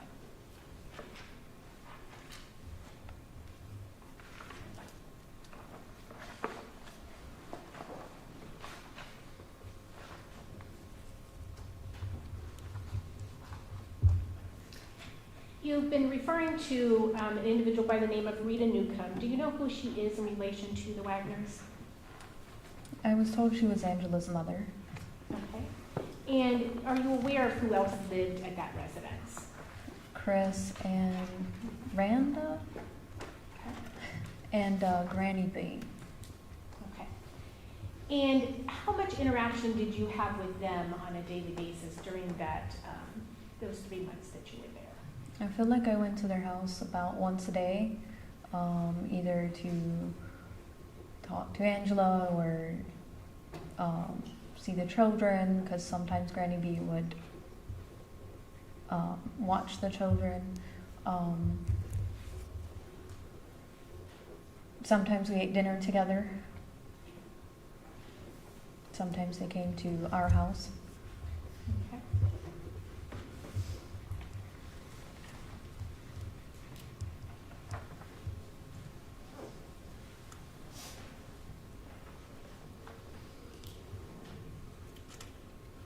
You indicated during these family meetings that you would not be a part of them. Did Jake ever tell you if you would ever become a part of them? He once told me that if they came to trust me, perhaps I would be invited to the meetings. You know, if I did what they wanted me to, and his mom came to trust me, and that maybe someday I'd be invited. Okay.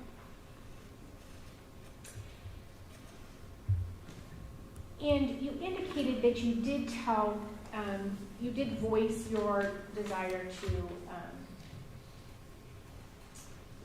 for you and Jake and Sophia to have your own place to Jake, even after you were back in Ohio, correct? Yes. Okay. And at some point, did you also suggest that you get your own place alone? Yes, so when George and Angela said they weren't comfortable with my being around, I said, well, perhaps it would be better for everybody if I had my own living space, whether that was rented or staying with somebody else or my own house, just to put distance between us. And I remember at one point also mentioning that I was in over my head with all of this legal, political, news-related things, and that perhaps it would be better for everybody if I was secluded somewhere where I wouldn't cause so much trouble. Okay.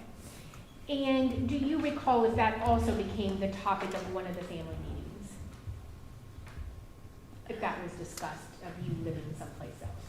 We did discuss it, yes. Okay. During the time that you were living at that residence, did you ever know individuals to go see an attorney?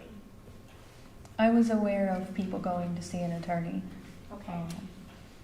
And who specifically were you aware of doing that? Well, Jake once brought me to see an attorney in the town nearby, I forget the name, and I knew that Angela went, and I was of the impression that Angela and George went together on a different occasion.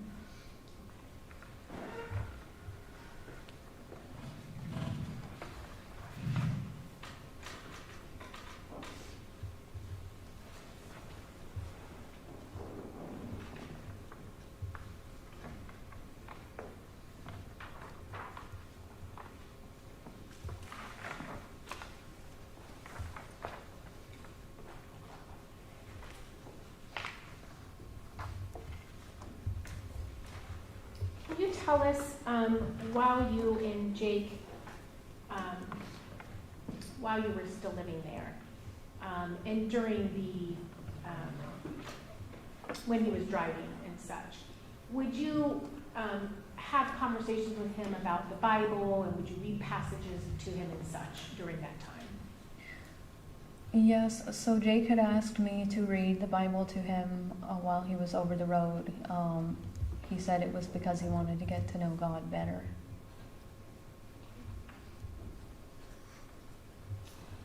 And how often would you say that occurred? Almost every night.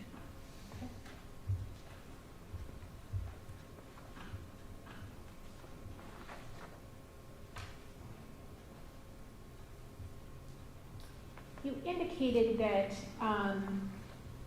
on your wedding night, Jake had indicated that you should cut off contact with your family. Was there ever a time where he told you what would happen if one of them showed up at your house? Yes. And what did he say? He said that he would kill them.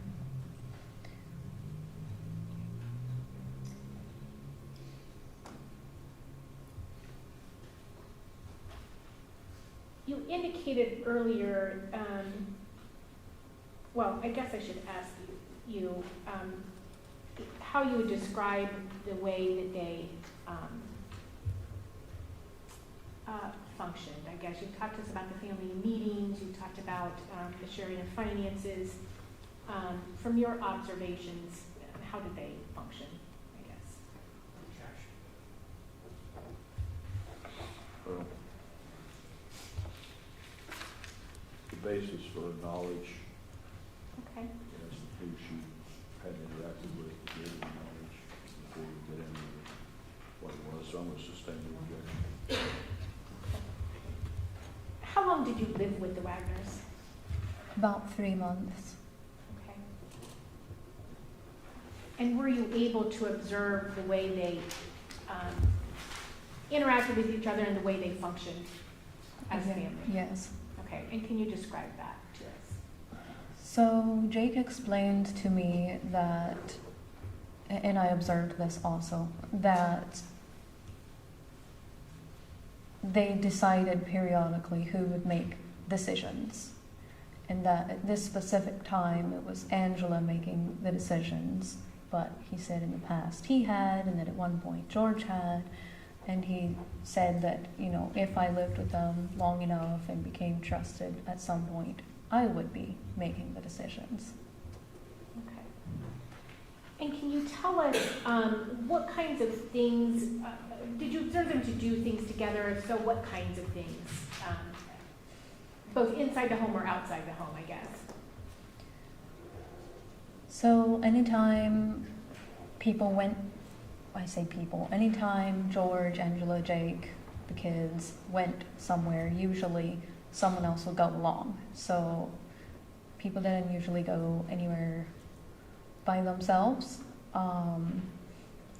The exception being George. George went some places by himself. They went shopping together, ate dinner together most of the time, went to gas station together, went to Granny Wagner's together, went on drives together, went to Walmart together. I don't know what else people do. Okay.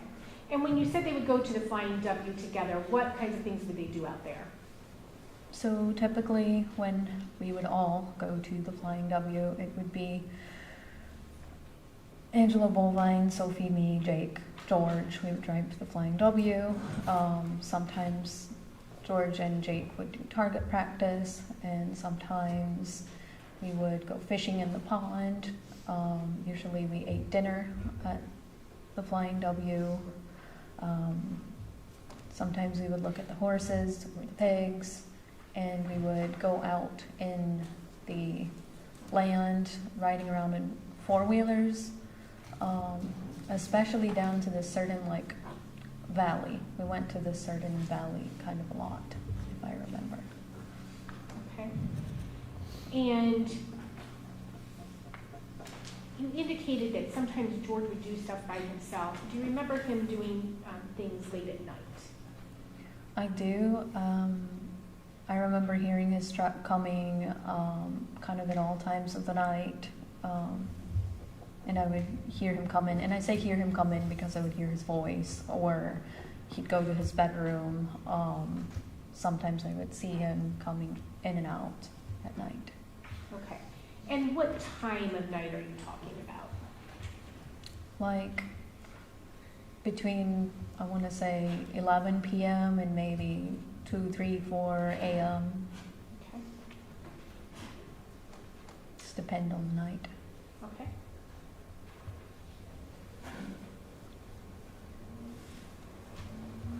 How many times would you say during that 3-month period that you had alone time with your husband? I remember, it was 14. You remember the number? That's how many weeks there are. Okay. So basically once a week? Okay.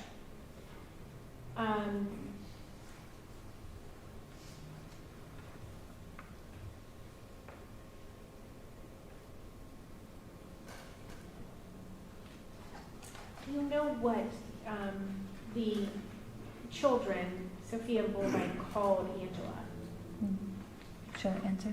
Yes. They called her Amity, Okay. or Amity Mommy, one of the two.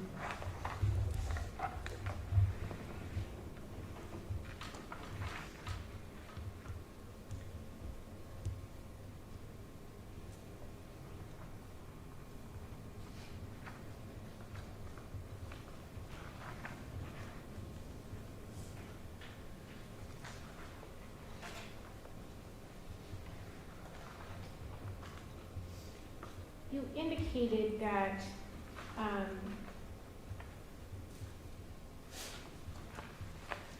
after the confrontation where Jake and Angela confronted you in the kitchen and you were threatened with what would happen if they ever learned that you had in fact done the things they were suggesting you had done, that you started making plans to leave, correct? Yes. And can you tell us how did you go about getting away from that? So, one thing is I didn't want to shake the boat, so I did anything that I was requested to do. The other thing was they still allowed me to walk to the library, so when I would go to the library, I would talk to Jake on the way, and then once I got to the library, I think at this point I had unsynced my phone, so he was not, I unsynced my phone immediately after the threat, so he wasn't able to explicitly see all of my calls at this point. So after I would get to the library, I would pretend like I was, in the library and couldn't talk on the phone, and then I would call people that I knew, asking for help and trying to arrange getting away. Okay. And were you able to make those arrangements? Yes. Okay. And can you tell us who ultimately assisted you in getting out of that home? My father. Okay. And can you tell us at that time where your father had been living? At that time, he was living in Texas. Okay. And did he come to Ohio from Texas to help you? He did. He flew there. Okay. And did you have another individual that you knew help you? I did. Okay. And you don't need to provide your name, but just generally, who was that person? My bridesmaid. Okay. And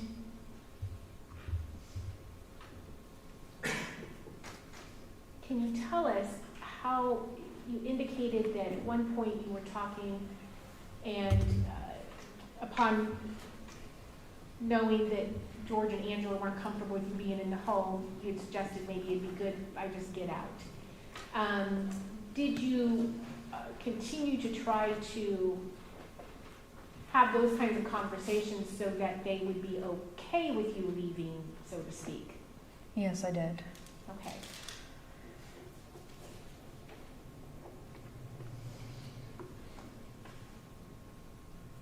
And can you tell us, do you recall when you left there? It was the first week of July in 2018. I think it was the 6th.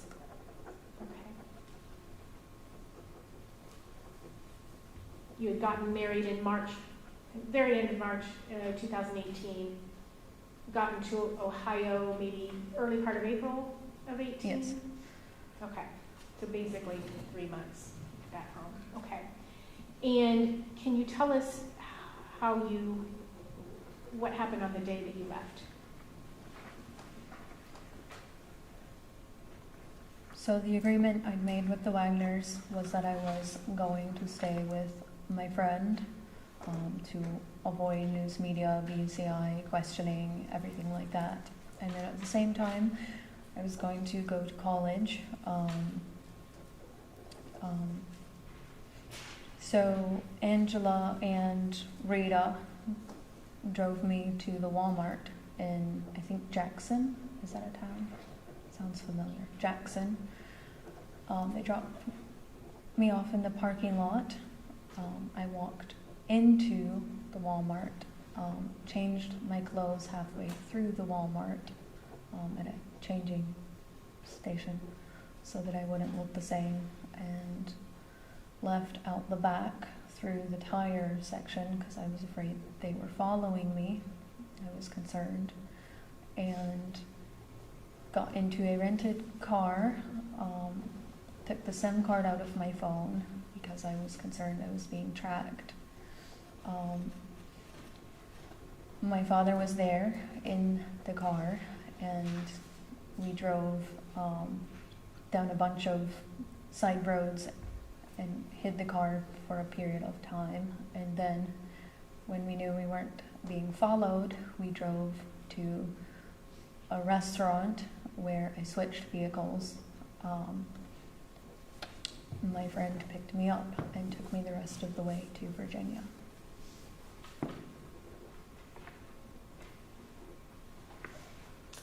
So they knew that you were leaving, but you didn't want them to be able to follow you and know where you were, exactly where you were going, correct? Correct.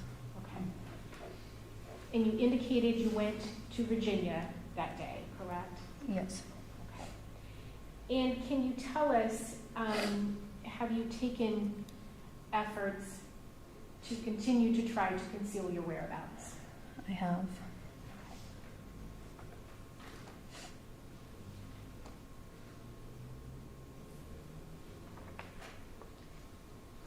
At some point after you left that residence, well, if you can tell us, did you continue to have contact with Jake or any members of his family after that day that you left? I seem to remember sending Jake maybe 1 or 2 messages after I arrived, hoping that if I said I was safe and had arrived safely, that would postpone any kind of following or hounding. Okay. And can you tell us, at some point after you had left, were you contacted by BCI? I was. Okay. And did you talk to them? I did. Okay. And did you also agree to do a controlled call with Jake? I did. Okay. And do you recall anything of consequence coming out of that conversation? I was not aware of anything consequential coming from it. Okay. Do you recall anything that you talked about? We talked about Sophia's health, how she was, what their plans were, I think. He asked me where I was. I didn't let him know where I was. And I remember being very angry about how disturbed Sophia had been while I was living with them, and I remember saying, like, well, if she's this stressed and anxious, or if you are concerned about her well-being, you should at least take her to the doctor. I remember that in the conversation.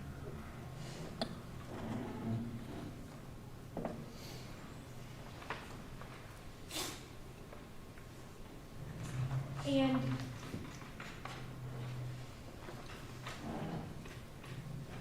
I want to show you just a couple of photos. State's Exhibit M gold. And this does have images of minors in it, so if you could not publish that, please.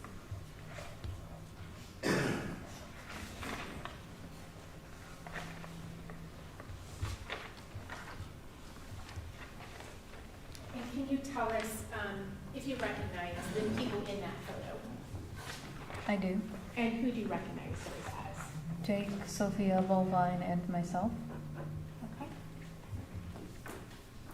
And then, same thing for this photo. State's Exhibit Triple M13.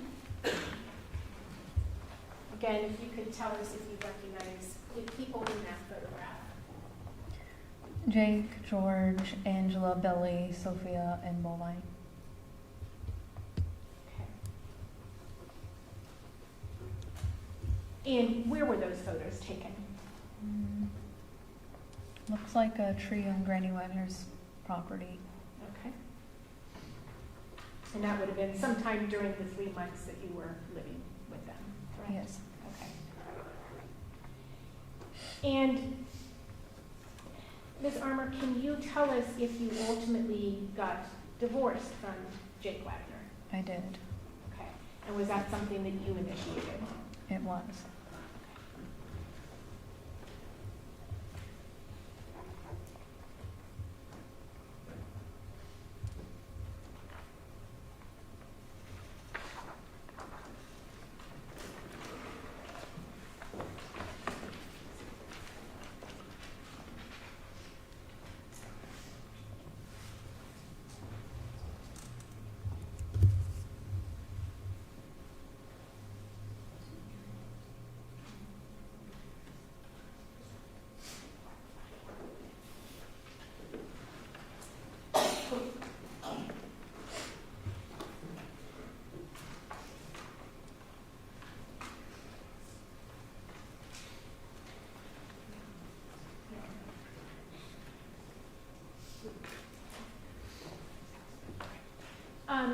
Ms. Armour, you indicated that when you were at the Flying W around the kitchen table and they were showing you that photograph and then had that reaction, that one of the things that they said was that BCI could be listening, correct? Oh, yes, yes.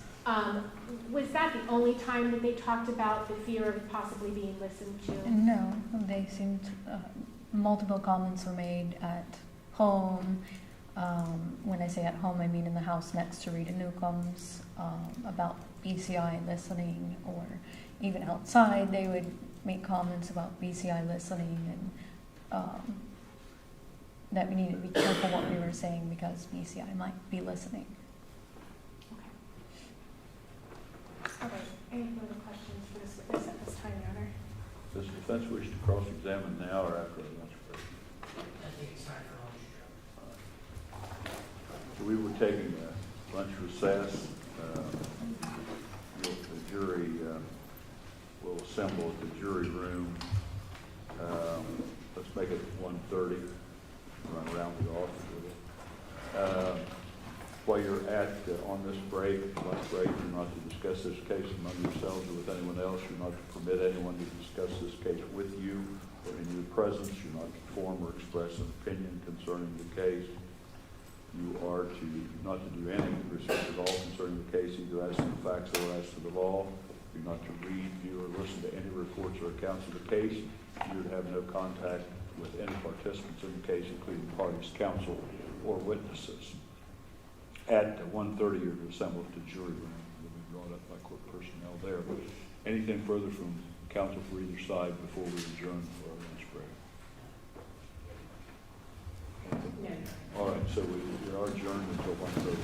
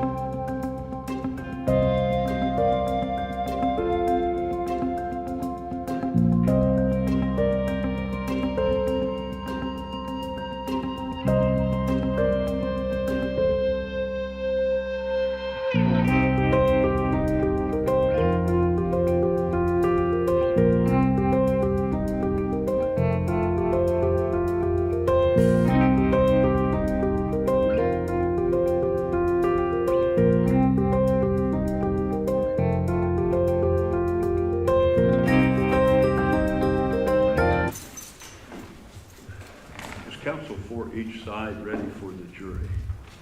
Yes, we are. Are you on, I'm going to ask to approach the court on that. Yeah, I know.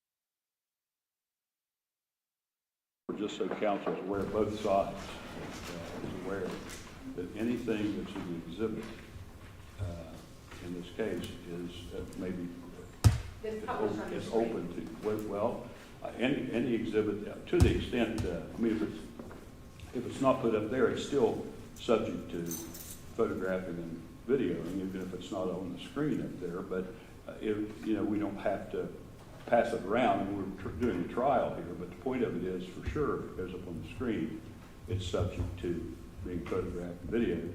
If it's not something on the screen, it's still, it's still in the public domain if it's an exhibit in the case. That's my understanding. So I didn't see this morning whether there was something apparently wasn't published, and I didn't see that, but I can't look at everything all at the same time. But if it is an exhibit, it's subject to, and now, if the council can look ahead and see if there's anything that they intend to present that they don't wish to have published, and we can have a hearing on that subject matter. But we have to do it that way. We can't just instruct somebody not to publish something. So that's where we are with that. Now, is council ready for the jury to be brought in? Yes, sir. Yes.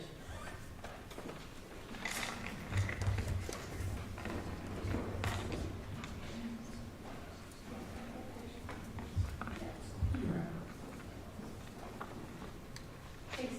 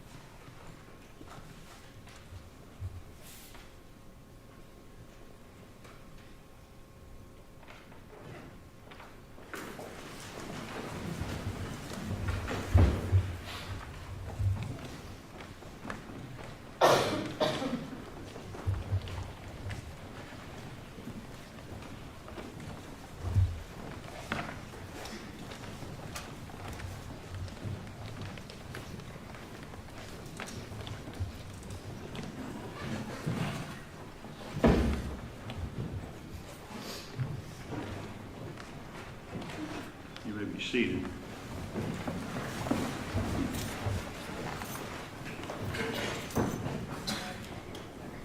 All right, so we had a witness in the witness chair, Elizabeth Parker. Is she going to occupy the witness chair? I think Jason's sitting here now, Your Honor. We thought he was doing that, but he was.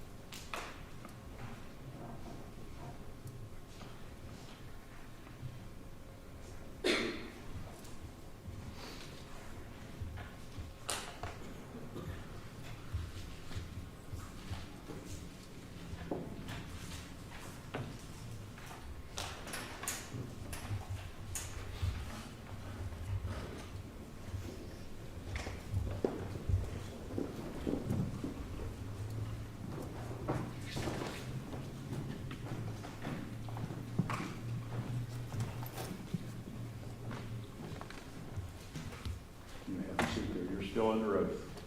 All right, the defense may cross-examine. Your Honor, I did have just one last question that I would like to ask. Sorry. Ms. Armour, you were testifying earlier today about the Wagners, Jake, George, and Angela Wagner, and Billy Wagner. Do you see the individual you identified as George Wagner in the courtroom? Yes, ma'am. And could you? Okay, all right, thank you. All right, and that stipulation is that the witness has identified the defendant as George Wagner, and the jury will accept that stipulation as having been established as a fact, as if it had been testified to the witness. You may cross-examine. Thank you.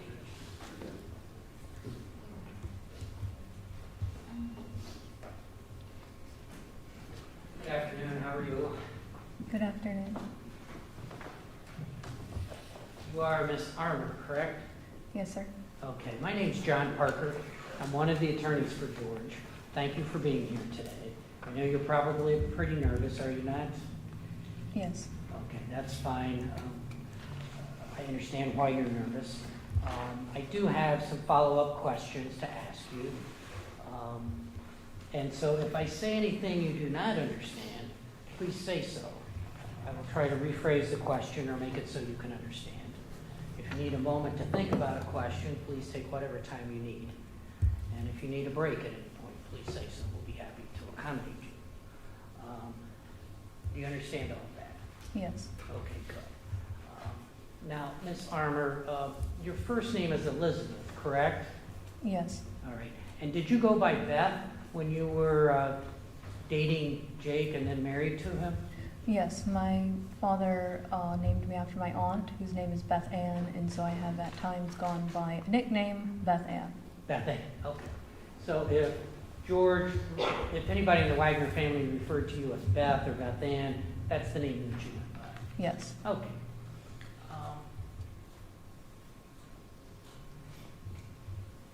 So as I understand it, you grew up in Texas, is that right? No. No. Okay, where did you grow up? The first 6 years of my life were split between Texas, Oklahoma, and New York, and from that point onward, Tennessee. Okay, and how old were you when you left Tennessee? 21. Okay, so Texas, Oklahoma, and New York, did you say? Yes. And what age span was that? New York, infancy. Oklahoma, age 3 to 4. Okay, Texas, 4 until 6 in one location, and then in another location, 6 until 13. okay. And then you moved to Tennessee, Yes. and you stayed there till you were 21, Yes. and then at that point you moved up to Alaska. Moved to Texas briefly for a few months, and then to Alaska.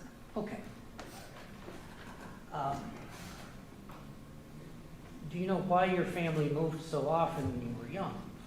My father was in the military. That explains it. Okay. So you were a child of the military, so to speak. To a degree. To a degree, okay. And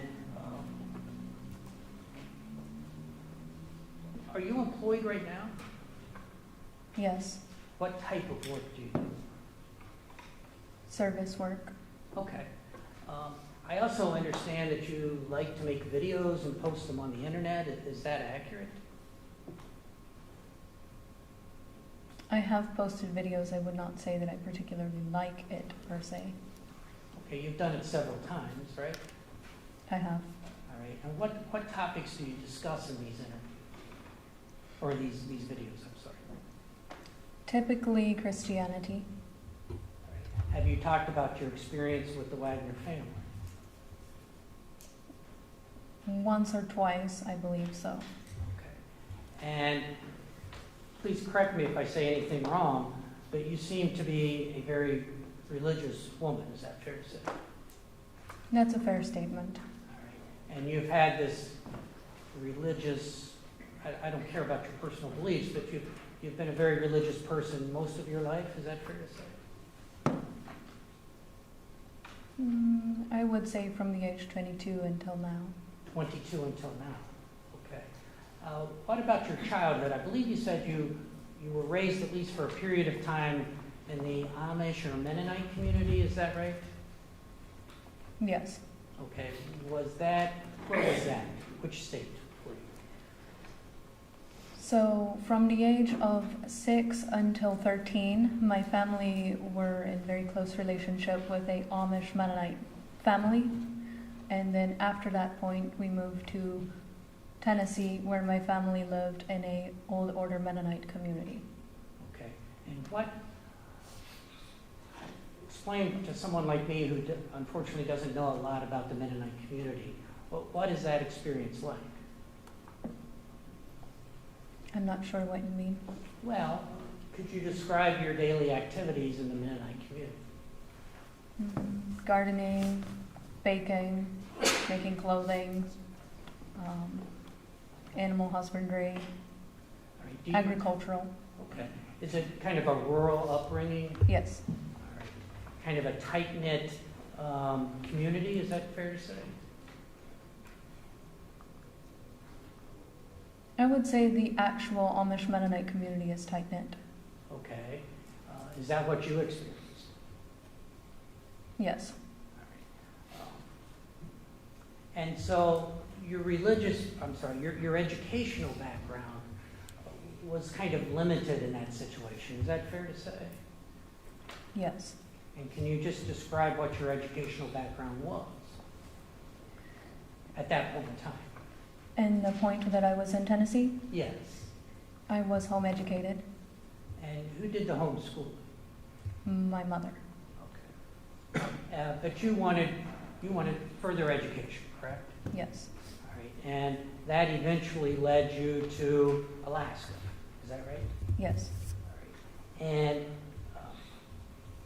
correct me if I'm wrong, but with respect to your religious beliefs, you've kind of looked at different types or different types of faith throughout your life. Is that fair to say? That is true. And could you just explain that briefly? I spent a period of my life reading all the books I could get my hands on various types of religion, ranging from Eastern religions, Hinduism, Buddhism, Orthodoxy, Catholicism, Lutheranism, history of the churches in general in the world, I would say. You're very much a bookworm, as I understand. I do like to read. Okay. And that's one of the things you did when you moved to Ohio. You like to go to the library and do various things, but reading books, right? Yes.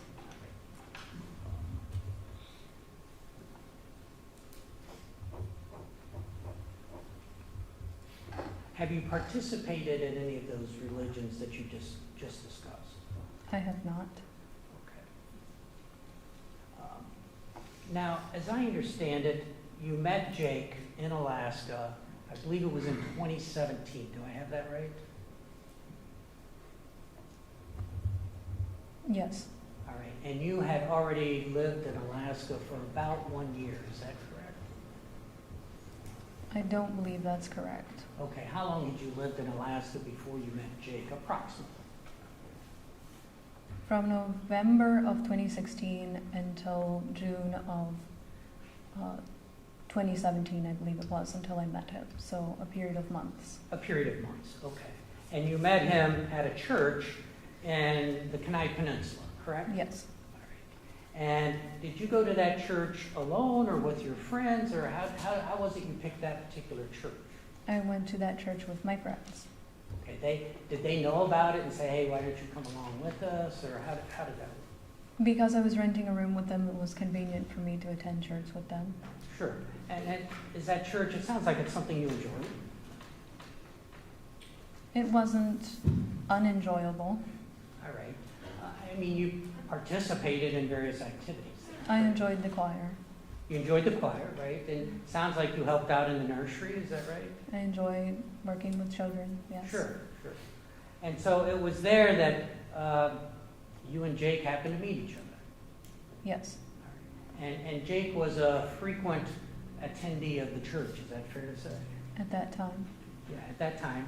So we're talking June of 2017 and going forward, he was a frequent attendee at the church, correct?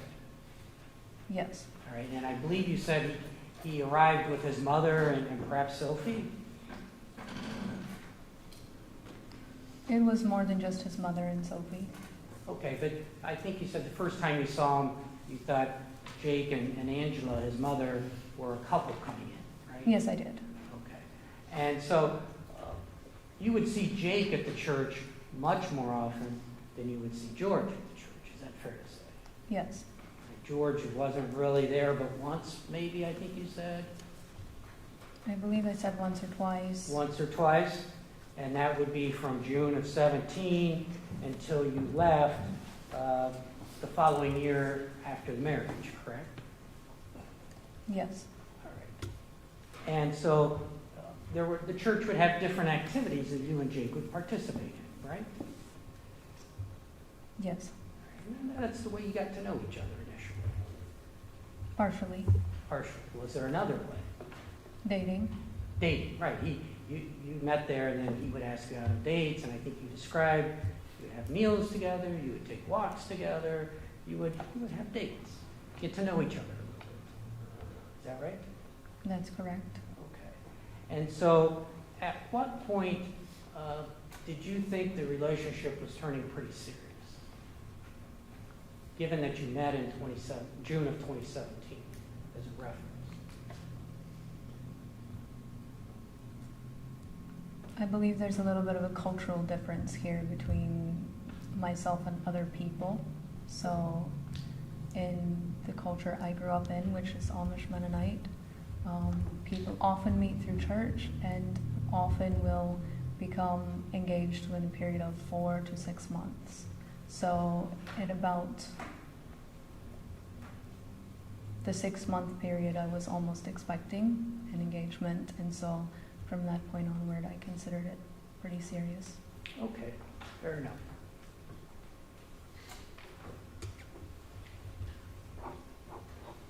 Now, during this time you were dating Jake, did you ever visit his family at the home they had there in Alaska? I only recall visiting the home twice. Okay, can you tell us, do you remember the first time approximately? Or what the event was or anything? It was around the time Jake asked me to marry him, and I went and met the family at their home. Okay. Was there a dinner, or was it just stopping by to say hello, or? We didn't have dinner that I recall. I believe it was stopping by to say hello. All right. And had you ever talked to any of his family members on the phone or through Facebook or anything like that before that first meeting? I don't recall. It's possible that we did, but I don't. Nothing sticks in Nothing sticks in my mind. Okay. And so, what was the second occasion, if you remember? When they were packing up to move down to Missouri. Okay, so the first time was when Jake kind of introduced you to the family, so to speak, and the second time was when literally the Wagners were moving from Alaska to Missouri. That's what I remember. Okay, those are the 2 times. All right. Now, with respect to the wedding, I think you said that you got married at a friend's home, right? Yes. Is that the friend that you were living with at the time? No. No. It was somebody else. Okay. But a friend that's a former law enforcement officer, do I have this right, is the one who conducted the ceremony? Yes, because he's also has been a pastor at times. Of course, he does more than one thing. Did you ever enter into any counseling before the marriage that sometimes people enter into before they get married? Yes. All right. Was it ever recommended to you that perhaps you shouldn't marry Jake?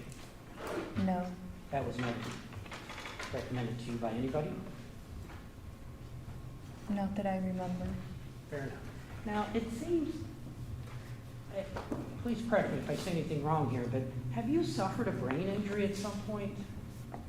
Not a brain injury. Okay. Brain damage. I'm sorry, brain damage. Can you explain that? What the circumstances were? I don't mean to pry too much, but just generally what the circumstances were.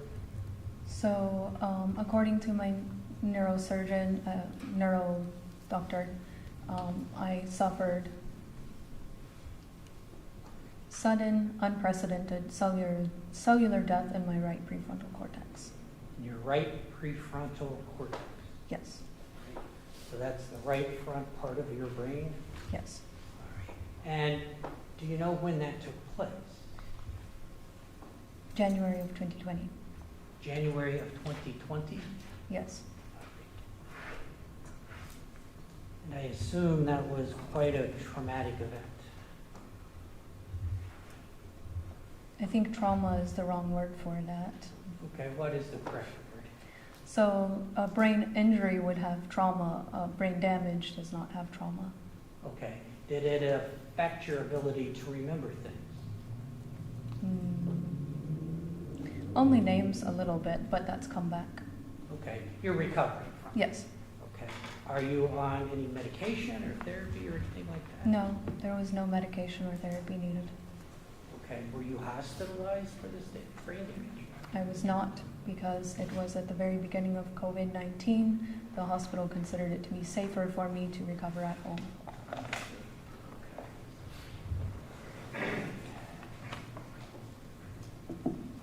So, let me move on.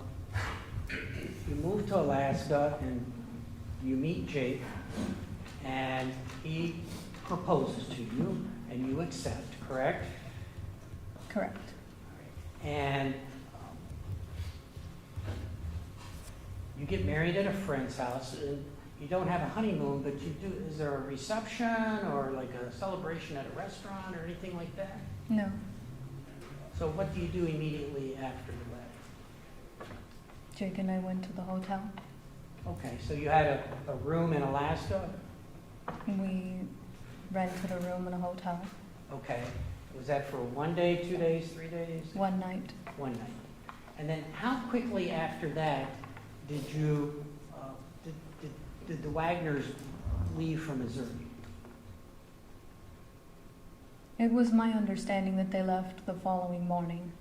Okay, so you had the wedding, you and Jake go to a hotel, and then the next morning, George and the rest of his family leave for Missouri, correct? That's my understanding. That's your understanding. And you did not leave with them, obviously. You're at the hotel with Jake, right? He brought me home. He brought you home. But the plan was for you to fly to Missouri because you had a problem with your passport. Is that right? That was the plan we resolved on. Okay. Maybe not the first plan, but that was the final plan. Yes. Okay. And so when you were in Alaska and Jake and George and the rest of the family were up there, George and Jake had jobs, right? I know Jake had a job. I'm unsure about George. Okay, what type of job did Jake have? He worked at a auto shop. And do you know whether George worked at the same place with him?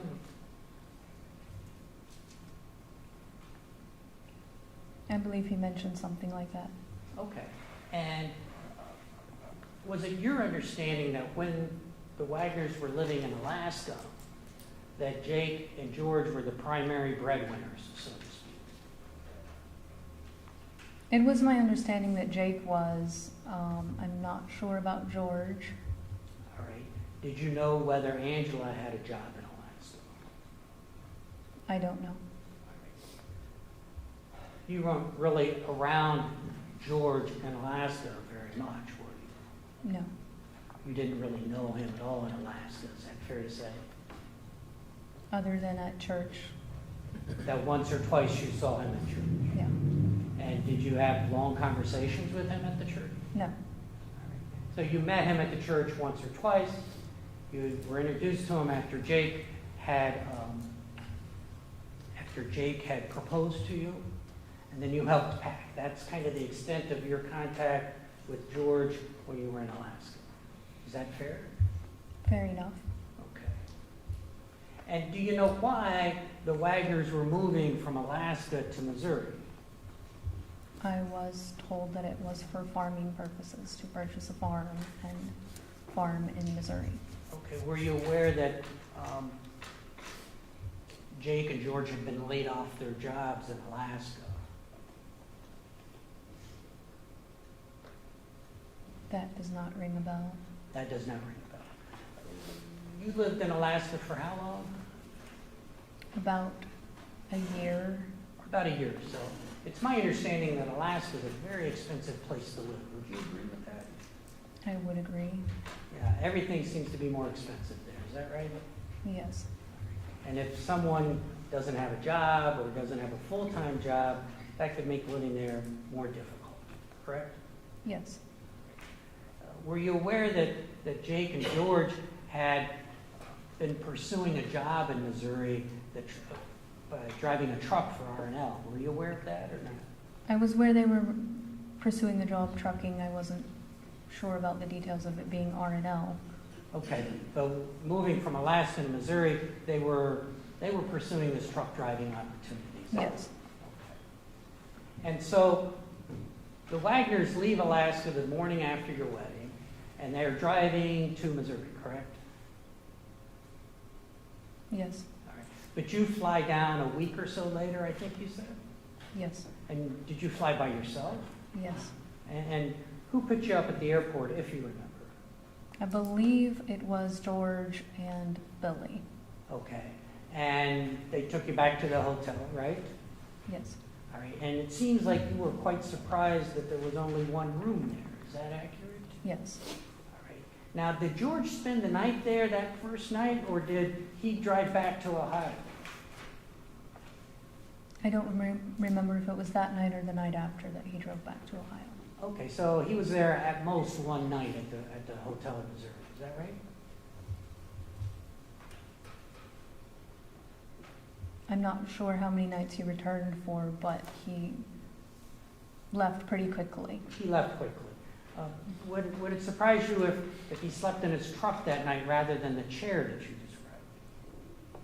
That would surprise me considering that I saw him in the chair. I'm sorry? That would surprise me considering that I saw him in the chair. You saw him in the chair, so you're sure about that? I know I saw him sleeping in the chair. Overnight or just? At night. Okay, fair enough. Now, he left, he went to Ohio, right, with his father?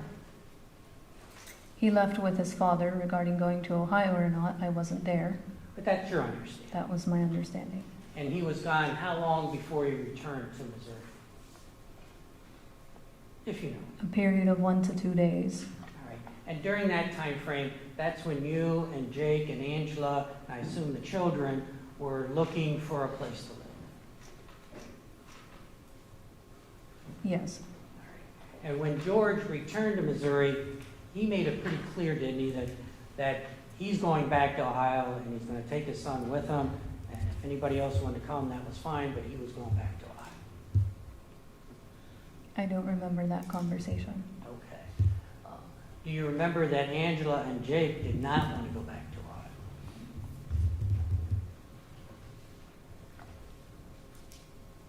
I don't remember that conversation. There were certainly conversations amongst various members of the Wagner family that you were not a part of. Is that fair to say? That's true. All right. And these family meetings you've described, you were not present for everything that was said in any of them. Is that right? I was present for some of the meetings. Were you in the meetings or just in a nearby room? Have you been in the house? Are you talking about the one in Southwest? Yes. Yes, I've been in that house. So Are the you- meetings were in the kitchen. Yes. And there's no divider between the kitchen and the living room. Right, it's a small house. We could agree on that, right? Arguably, the kitchen and the living room are the same room, considering there is no separation between the two. So, though I was in the living room, I was also in the kitchen, so to speak. Okay, I understand what you're saying. And it was common in your experience, especially once you moved to Ohio, because that was really the first time you were ever around George and Angela and Billy very much, for sure. Is that right? That was when you moved to Ohio, is when you were around the family as a unit, so to speak. Yes. All right. And it was certainly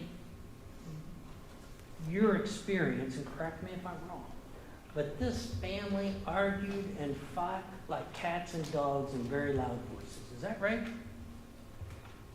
Yes. And George would argue with his mom in a very loud voice often. Is that right? Yes. And he would do the same thing with Jake. Isn't that true? Yes. And that's something you simply were not used to. Is that fair? Yes. A little bit shocking to you, given your background and how you were raised, right? I think it would be shocking to most people. But certainly shocking to you. Yes. And I believe you said that that George, when you lived in Ohio, that George would often stay out at night by himself. Isn't that right? I'm not sure what you mean by stay out at night. Well, certainly he would come home in the middle of the night by himself after being somewhere. Sometimes. Sometimes you heard that, right? Yes. You could hear his very loud diesel pickup truck pull in when he arrived, correct? Yes. You could hear him enter the house, right? Yes. You could probably hear his voice on occasion, Yes. and you could hear him go into his room, which is in that very small hallway in that house. You were right down the hall probably, right? Yes. So it was no secret that George was coming and going pretty much as he pleased. Is that fair to say? Yes. And you didn't particularly like the people that he was hanging out with. Fair to say? I don't remember meeting the people he was hanging out with. Okay. Well, he certainly was very much different. Let me put it this way. Jake was pretty much a homebody, right? I wouldn't say so. Okay. Well, when he wasn't working. Let me start there. Jake and George, when you lived in Ohio, let me back up a little bit. When you lived in Ohio, Jake and George got a job at R&L Trucking, right? Yes. All right, that's a company where they were a team in one truck driving cross-country probably 5 days a week. Is that fair to say? Yes. All right. And that was a good job for them, wasn't it? Yes. I think they both enjoyed that job. Would you agree? I don't want to speculate about their enjoyment. Okay. But they certainly didn't complain about the job too much, did they? I think everyone complains about their jobs. Okay. Well, at least one time you went along with them. Is that right? Yes. All right. And you kind of had to sneak along because that was against company rules, right? Yes, they hid me in the truck. Pardon me? They hid me in the truck. I'm sorry, I couldn't hear you. They hid me in They the hid truck. you in the truck, right. In fact, they stopped along the road at a prearranged point where you could get in the truck and go with them. That I don't remember. Okay. But this truck, it's one of these big semi-tractor trailers where it has what's called a sleeper cab. Do you remember that? Yes, I do. And they're like bunk beds and a refrigerator and an area where the driver and whoever's with them, they stay in that area while one person's driving, the other one's kind of back in the sleeper cab area. Is that right? True. Okay. And so you went with them for a week when they did all their truck driving, right? I went with them for a week when they truck drove. I'm sorry. I went with them for a week over the road while truck driving. Yes. Do you recall where you went by any chance? We went to Colorado, Florida, Texas, somewhere north, I feel like St. Louis, but I could be incorrect about that.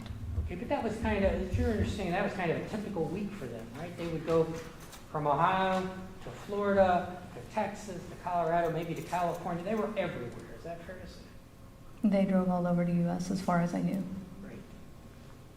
And so during that one trip you went with George, there was a time when Jake was back in the cab and George was driving the truck, and you came up into the front passenger seat and you were trying to be friendly with him. Is that right? That's true. And you and George didn't quite hit it off. Is that fair to say? I don't remember that aspect of it. We just had conversation. Right. And let's back up to Alaska just for a moment. Are you aware or not that George really wasn't in favor of you getting married to Jake?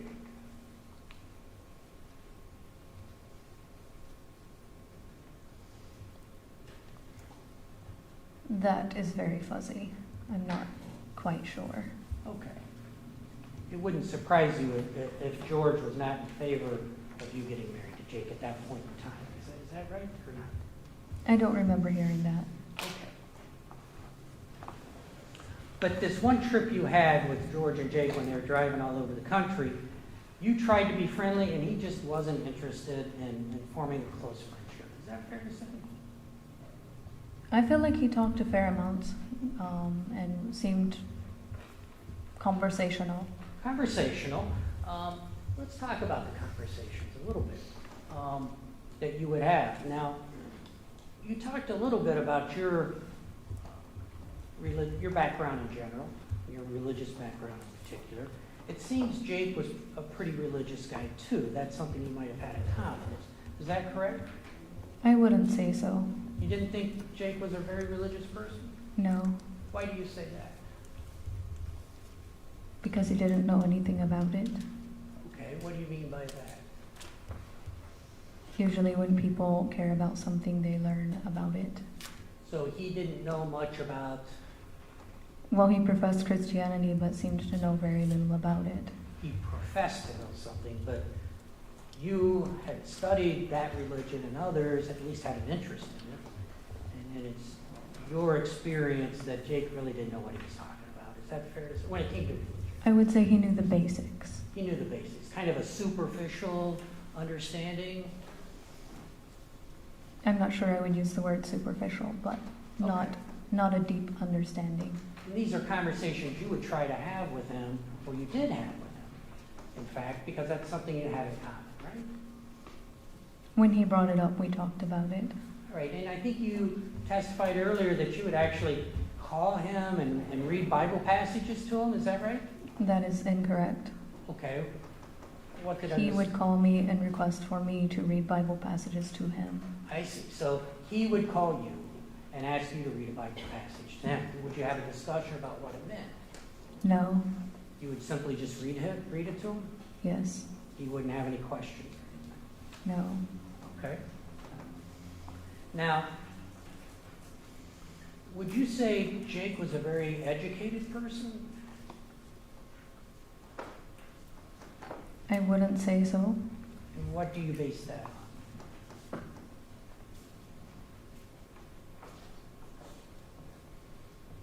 I know that he hadn't been very interested in reading or learning in general. He didn't seem to have a lot of curiosity. Do you ever remember you ever remember writing down a list of reasons to get married to Jake and reasons not to get married to Jake?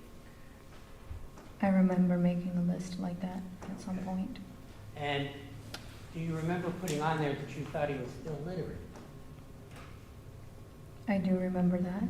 And can you explain that? He hadn't read books, And is he a very good writer, do you know? not that I'm aware of.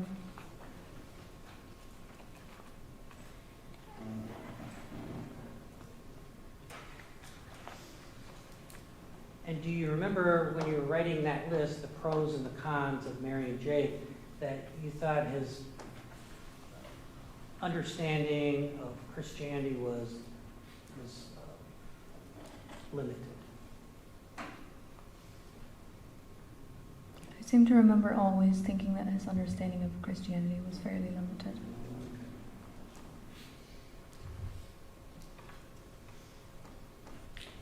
And when you decided to leave the Wagners, that was something you and Jake discussed in quite a bit of detail, isn't that true? I don't remember discussing all the details with him. Well, do you know whether or not his phone was being recorded by the government during this investigation, and whether it captured any of your conversations with him? I did not know about that. Okay.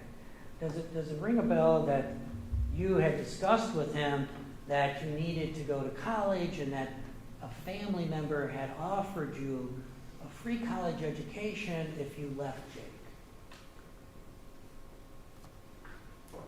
A family member? Or a friend? I don't remember being offered free college. Okay, is that something you discussed with Jake, whether he was actually offered or not? Do you remember discussing that with Jake? It seems likely that I may have discussed about college with Jake. And didn't you and Jake come to an agreement where you would move away and do your college, and then maybe this whole suspicion that he was under with his family might blow over by that point, and the two of you could reunite after? I do remember discussing that with him. Right. And there were more than one discussion about that, right? Yes. All right. And in fact,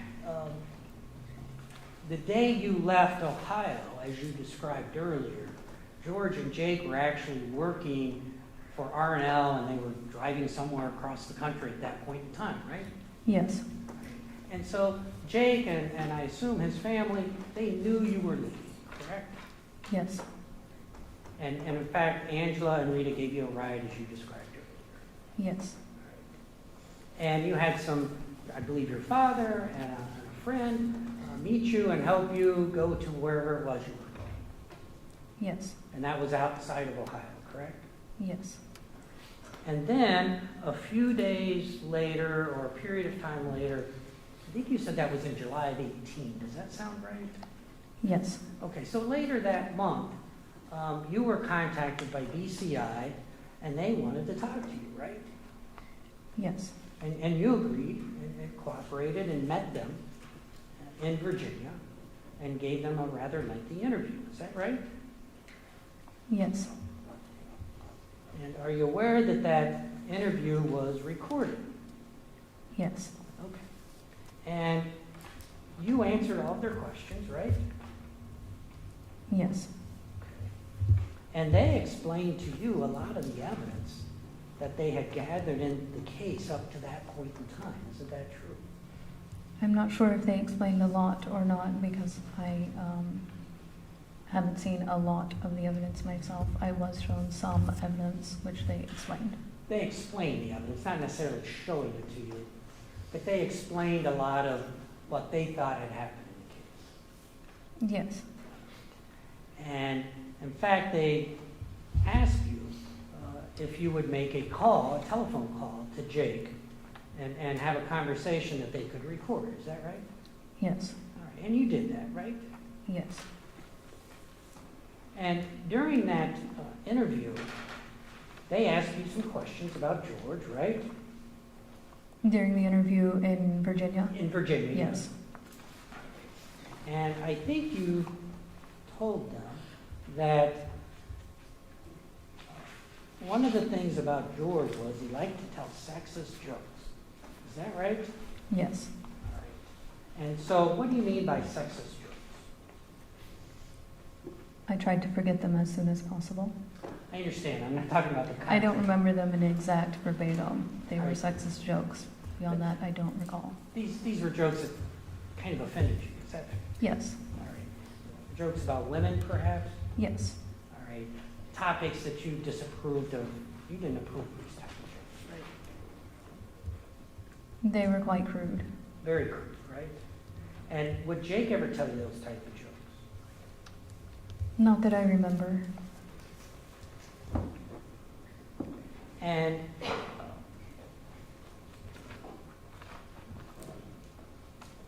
one of the things about George was that not only would he tell you these jokes, or say these jokes in your presence, I should say, not only would he say these jokes, but he said other things, and you came to an opinion that you thought he was kind of a blowhard. Is that fair to say? I would have to look up the definition of blowhard, but that sounds reasonable. Okay.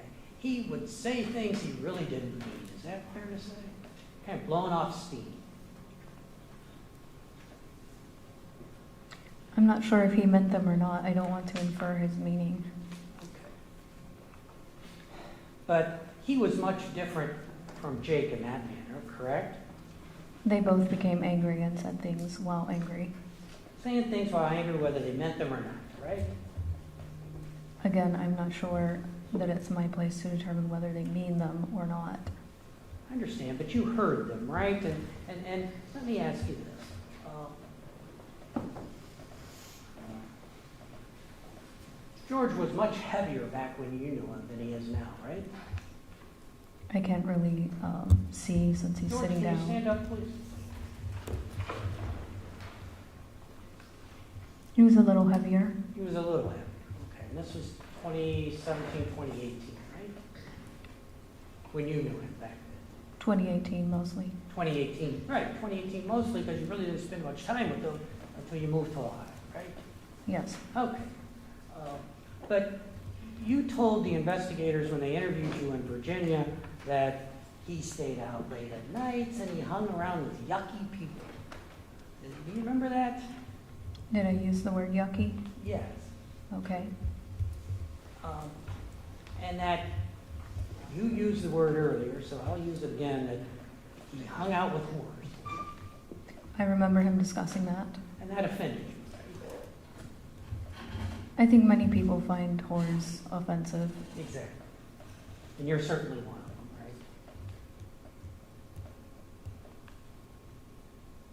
right? I think it's unfortunate. Of course.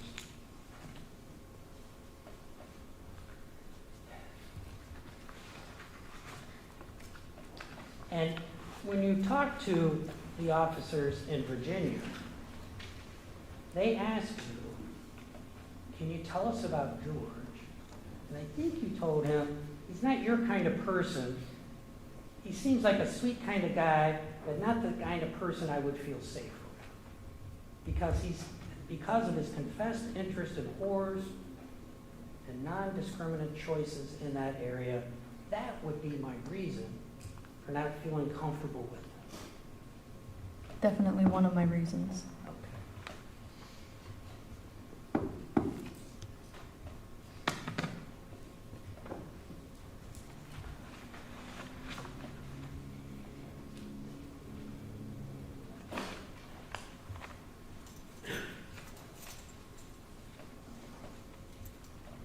When you lived at South Webster there in Ohio, George would hang out with Chris and Randa quite a bit, would he?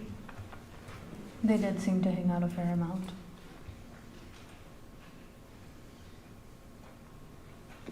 And it was your understanding that the family, when living in South Webster, would share the bills, correct? Yes. And when living in South Webster there, did Angela have a job that you know of? Not that I was aware of, And Billy was living over at the Flying W, right? to my knowledge. And he didn't have a job that you know of, right? Not that I know of. But George and Jake were working for R&L like 5 days a week, right? Yes. So you were spending most of your time at South Webster with Angela and the children, fair enough? Yes. And then when George and Jake would come home on the weekend, you would try to spend some time with Jake, right?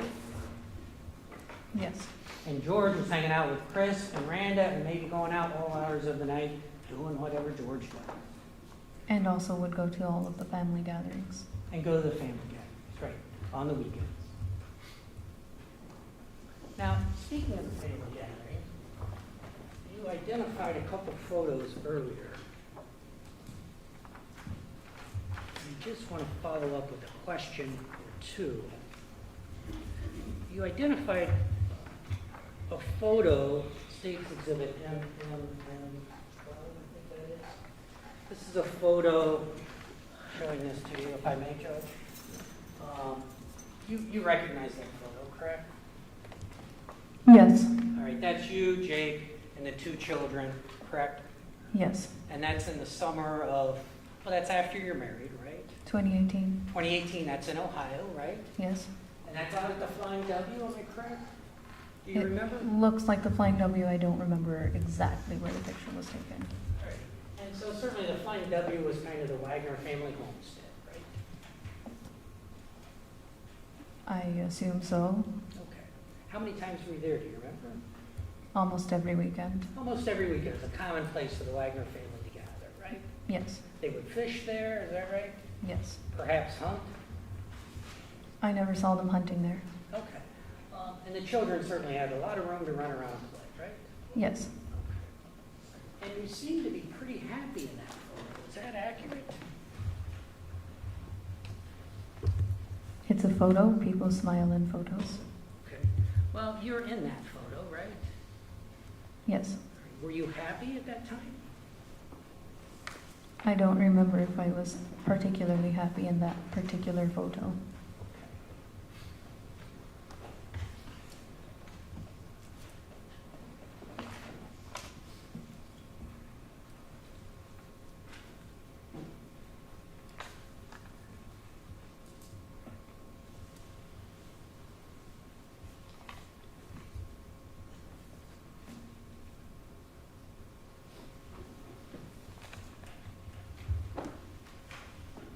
Now, when you lived in South Webster, you had this obviously terrible experience of basically Angela accusing you of sexually assaulting Sophie. Is that right? That's correct. And Jake brought this to your attention. Yes, with Angela in the room. With Angela in the room, right. And so you must have been horrified by this. Yes. And that caused you a great amount of concern as to what the heck am I doing living with these people if they think I'm abusing a child? Yes. And so that's when you started to plan that maybe this marriage just isn't going to work out. When they threatened to murder me, that was when I came to understand that the marriage was not going to work out. Okay, and it was Jake who threatened to murder you, right? Jake threatened that he and his extended family would murder me. Right, but he's the one that spoke the words, right? He did. And that caused you to make a telephone call to the family you lived with in Alaska a short time before, right? Yes. All right, and you're like, help me here. My life has just been threatened. Is that right? Yes. All right, and Jake was in the room when that call was made? He was not. Okay, did you say earlier that you handed the phone to him so your friend in Alaska to talk to him? Yes, I brought the phone to him. You brought the phone to him. Okay, but he was, what, in the next room, perhaps? He was outside. He was outside. All right, and so your friend in Alaska that you trusted talked to Jake and then once again talked to you and kind of said, look, calm down. You're over-exaggerating. Is that fair to say or not? He thought that I had misunderstood the situation and said that I needed to calm down, basically. Yeah. Okay. And that's obviously a friend that you cared for greatly. I trusted him at that time. Yes, you trusted him. He performed the wedding. You lived with his family, correct? I did. I A rented a room. former law enforcement officer. Yes.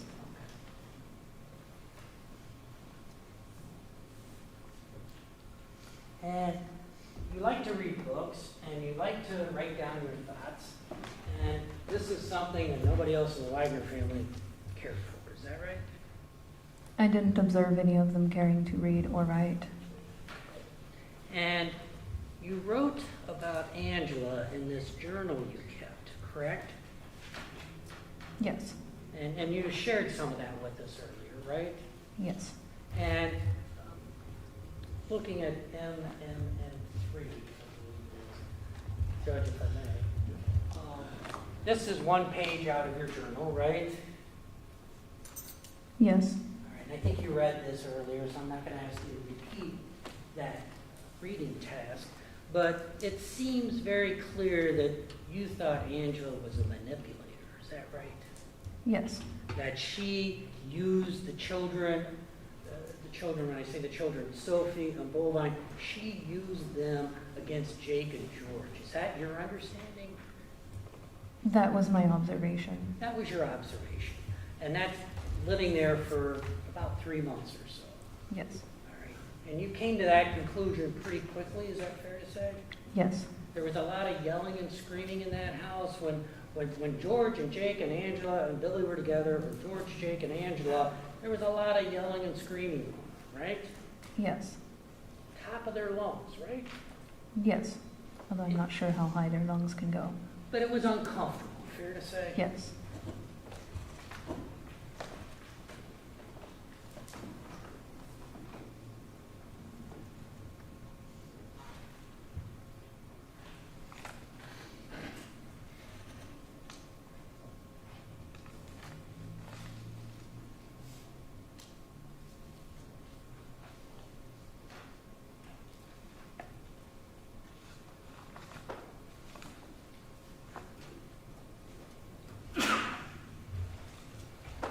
It's my understanding that you came to the conclusion that Jake was looking for a wife when he was up in Alaska. Is that fair to say? I'm not sure I was aware he was quote unquote looking for a wife in Alaska. You came to that conclusion later on, perhaps? I don't remember making that conclusion. Okay. But he was certainly someone who went to church often in Alaska, correct? He went to church often while I was there. While you were there. When you returned to Ohio, did he go to church very often? Never. How about you? I did not. I was requested not to By the way. by the Wagners. So they were trying to stay out of the limelight, so to speak, when they were back in Ohio, speaking about Angela and Jake, right? Not just Angela and Jake. They all were trying to stay out of the limelight. There was a lot of media attention because this case had been pending for 2 years or more at that point in time, and you knew there was a lot of media attention on the Wagners as suspects at that point in time, right? I was told there was a lot of media attention on them. I never saw. You never followed the media. Yes. All right. But certainly, when you were in Alaska, even the pastor of the church, I think, brought it to the congregation's attention that there was a lot of media attention, even in Alaska, about the Wagner family and that them being suspects, and that even the people in Alaska should just welcome them into the community. Is that right? Yes, basically. Okay. And you gave some stock in that, right? Can you clarify that? Gave some stock? Sure. You gave some credence to what the pastor said there. Yes. And, I mean, you were concerned enough to have your friend that was a former law enforcement officer to kind of do some background checking on all this, right? I don't remember asking him to do background checking. Okay. Did you ask his opinion? I did ask his opinion. All right. And so you continued this relationship in Jake in part based on his opinion that you received. Yes.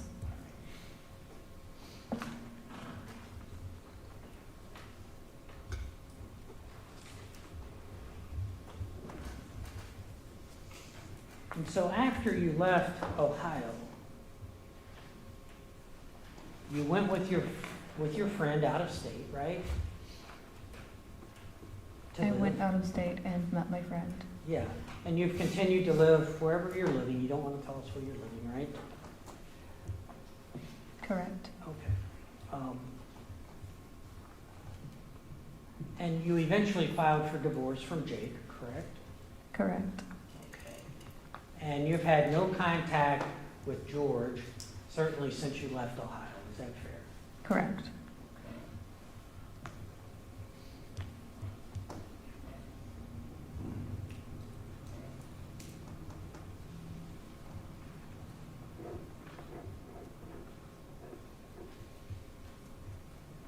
It's my understanding that you did not want to talk to George's defense lawyers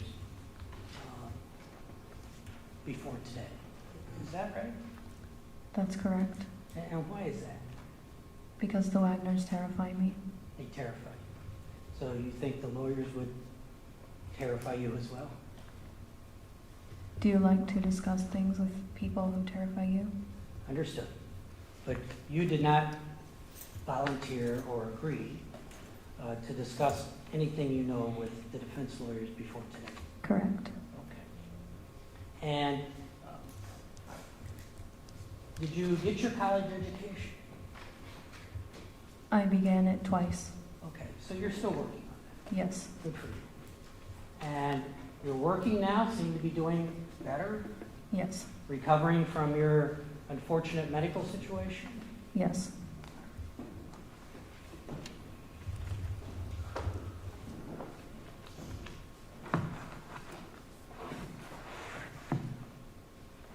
When you left Ohio back in 2018, you were escaping from Angela as much as anybody. Is that fair to say? Angela, Jake, George, and Billy is who I believe myself to be escaping from, Right. And Billy was out at the Flying W, right? as far as I knew.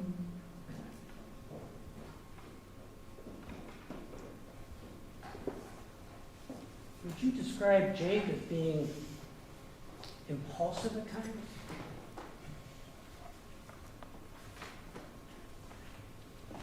I would describe Jake and all the Wagners as being impulsive.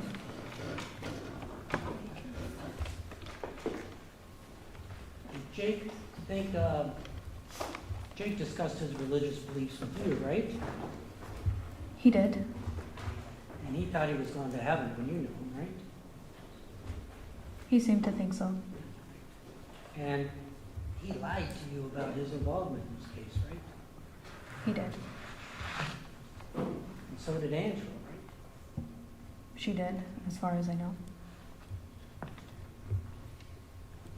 You were kind of duped or fooled by Jake when you lived in Alaska. Is that fair to say? That is fair to say.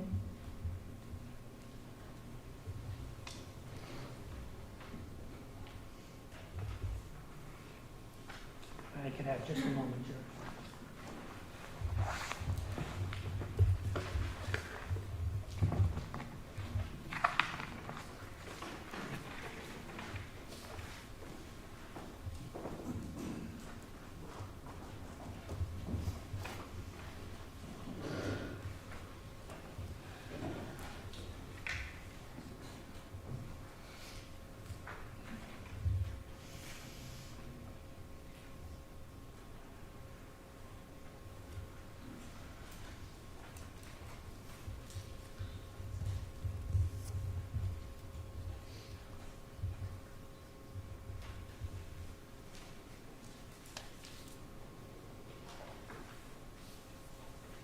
Just a couple of more questions.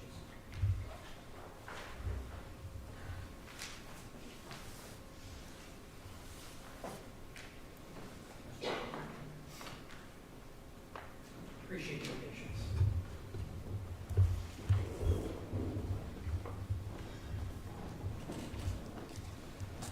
Just a couple of questions about when BCI officers were interviewing you in Virginia. So that would have been July of 2018, after you left Ohio.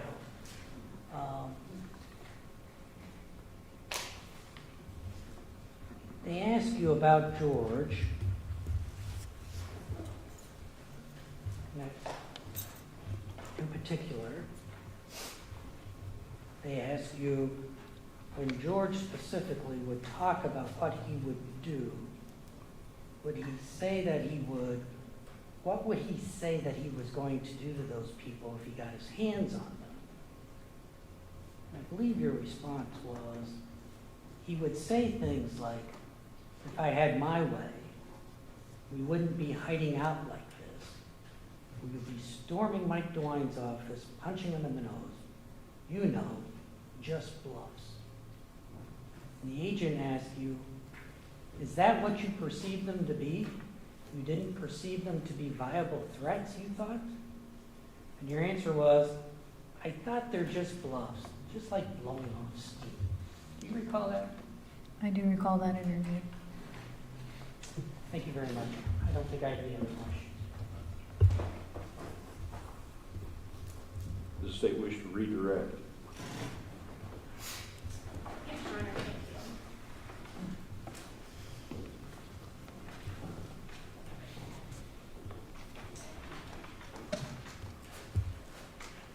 You were asked about the interview that you did in Virginia shortly after you had departed the Wagners, correct?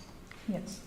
And since that time, have you had other occasions to meet with representatives from the Attorney General's office or BCI? I have. Okay. And in those interviews, have you provided additional information? In addition to the interview that you had in July of 18? I seem to remember going over the same information more than anything. Okay. And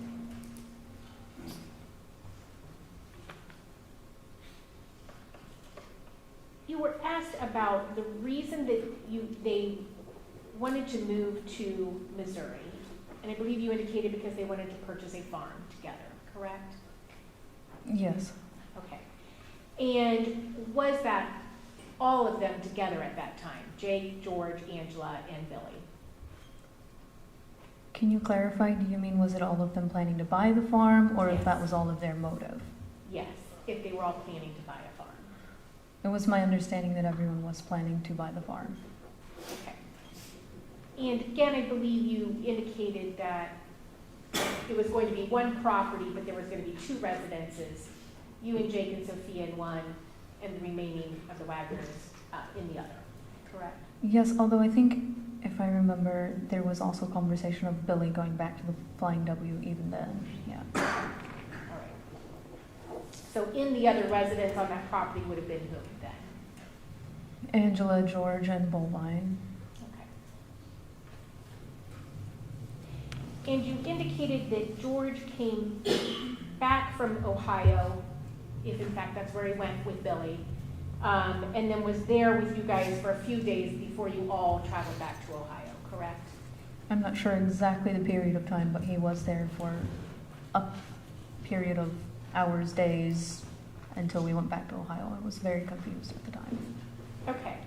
And when you traveled back to Ohio, did you travel back all together? And I don't mean in the same vehicle. but Yes, at we the did. same time. We traveled all back together. Okay. And there was some talk about George yelling a lot. Was Jake or George the only person who yelled a lot? No, he was not. Okay. Who else yelled a lot? Angela, Billy, and Jake. Okay. And in these family meetings, you indicated something about it was Angela's turn to make the decisions. Tell me about that. So, as Jake had explained it to me, the family took turns making decisions. He said that in the past he had made the decisions and the family didn't like the outcome, and so now his mom was making the decisions, and that at some points in time George had, and even Billy had, and then if I stayed there long enough, maybe I would be the one who made decisions also. It's kind of like they take turns and one person makes decisions for the whole family kind of deal. Okay. And you were asked about George kind of going off and doing his own things periodically, but I believe you indicated that he also participated in the family events or the family outings. Yes, he did. Okay. And you were asked about telling the people in Virginia during that interview that George would be out around midnight until the early morning hours, 2 or 3 in the morning, correct? That seemed to be what I remembered, yes. Okay. And did you also talk about the fact that he was scrapping with Chris Newcomb and that he felt that Chris was cheating him? Yes, there was conversation about that. Okay.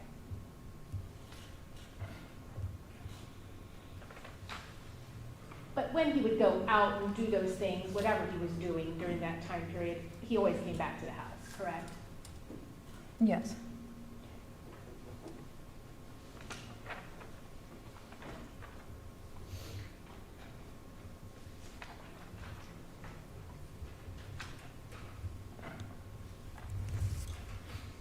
You indicated that the Wagners told you that there was media hounding them or saying things about them, but I believe your response to Mr. Parker was you never saw them, correct? I never saw the media in Ohio. There was a time at the church in Alaska that I saw 2 reporters outside from the BBC. Okay. I didn't know at the time why they were there. Okay.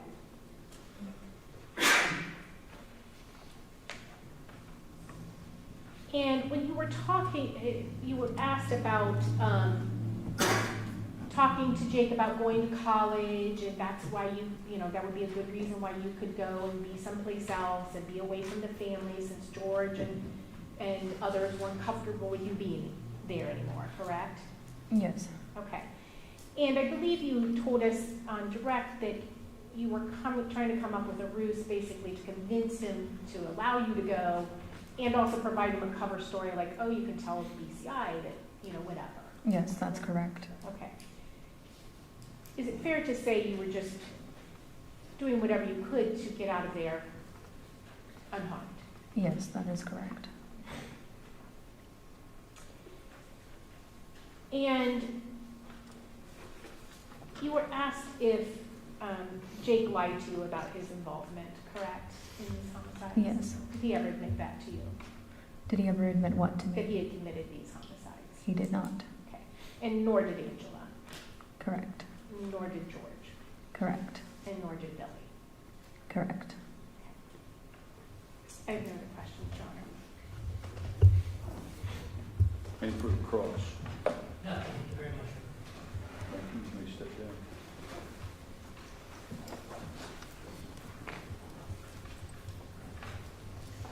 State, wish to call another witness. We do, Your Honor. Yeah. Okay. We'll recall Special Agent Schneider to the stand, Your Honor.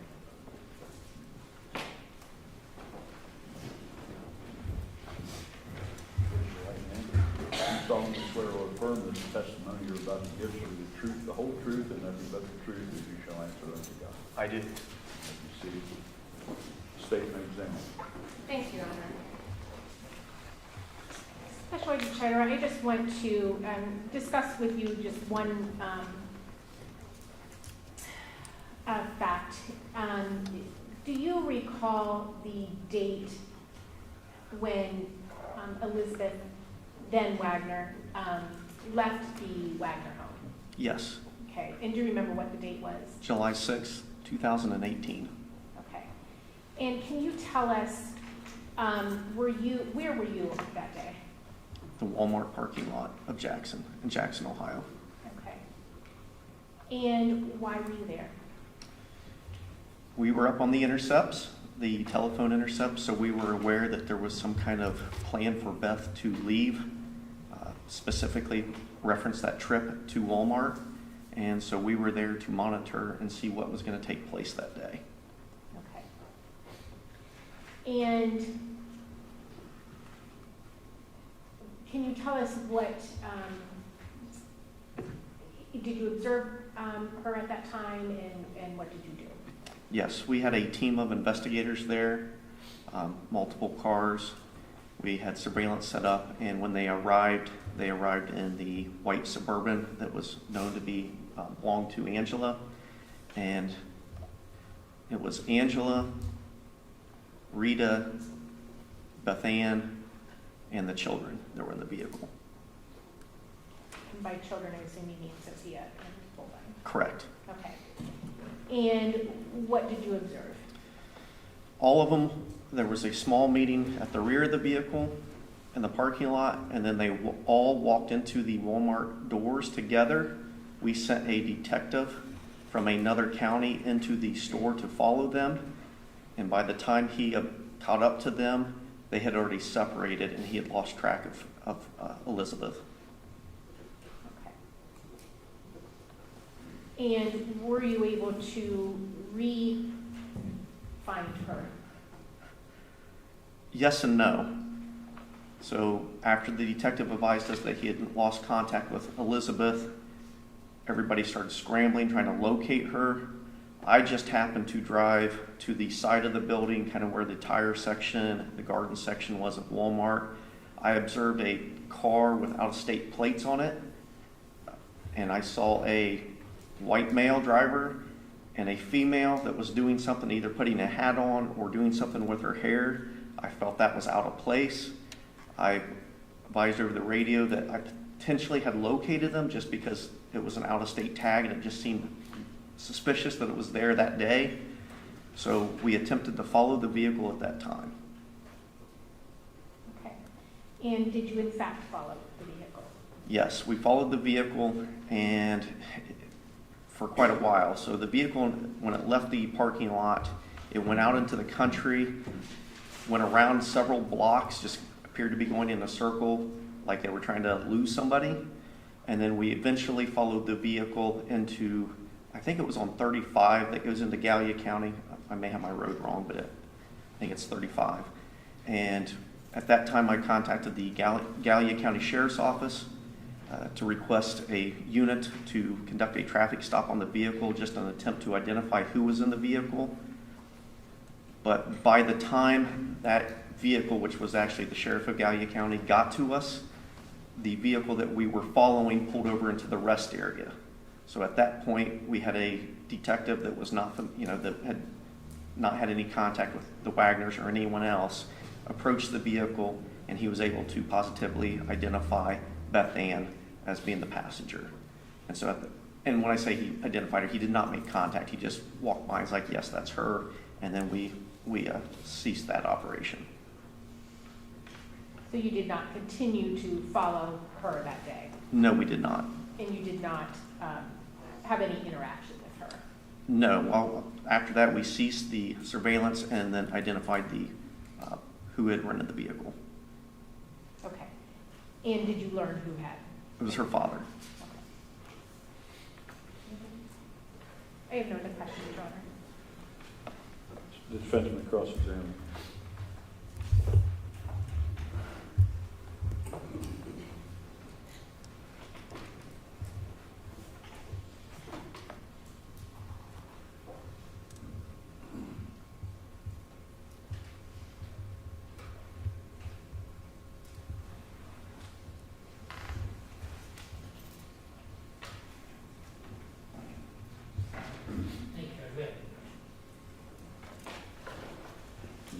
Thank you, Your Honor. Yes.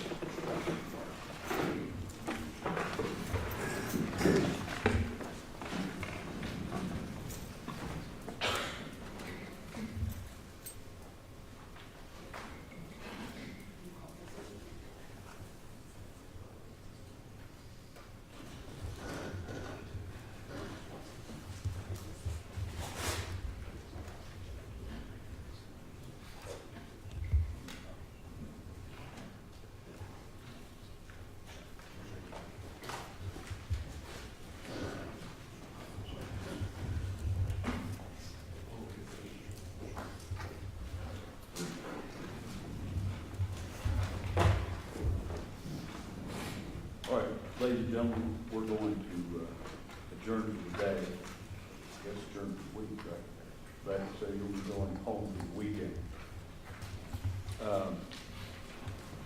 A couple of things about scheduling. First of all, I tell you this only to prevent confusion, but there's a recording on the court's phone line that's canceling a trial which had been scheduled to take place in the government center for Monday to start that day. That doesn't affect your this case at all. It has nothing to do with this case. So you are to show up Monday morning at 9 o'clock. Thursday of next week will be a day off. There will be no trial day on Thursday of next week. Don't confuse that, please. I'm telling you today just in case you want to schedule something else for Thursday. However, Monday is a court day. Monday, Tuesday, Wednesday, and Friday is our scheduled court days. Thursday will be a day off. You'll be going home for the weekend. The admonition is, do not discuss this case among yourselves or with anyone else. Do not permit anyone to discuss this case with you or in your presence. Do not form or express an opinion concerning this case until it's finally submitted to you for deliberation and verdict. Do not do any research of any kind concerning this case, either as to the facts or as to the law, from any source at all. And do not read, view, or listen to any reports or any accounts of this case from any source at all, and that would include but not be limited to television, radio, or newspapers, or any of the internet sources, Facebook, or any of the other social networking sites, or any source whatsoever. Refrain from all of that, and of course have no contact with participants in the trial, and that would include parties, counsel, or witnesses. So again, Monday morning at 9, we'll be assembled at the jury room downstairs to be brought up by court personnel. Is there anything from counsel for either side before we adjourn until Monday at 9? No, Your Honor. All right, then we are. And please leave your notepads on your seat, take your badges with you,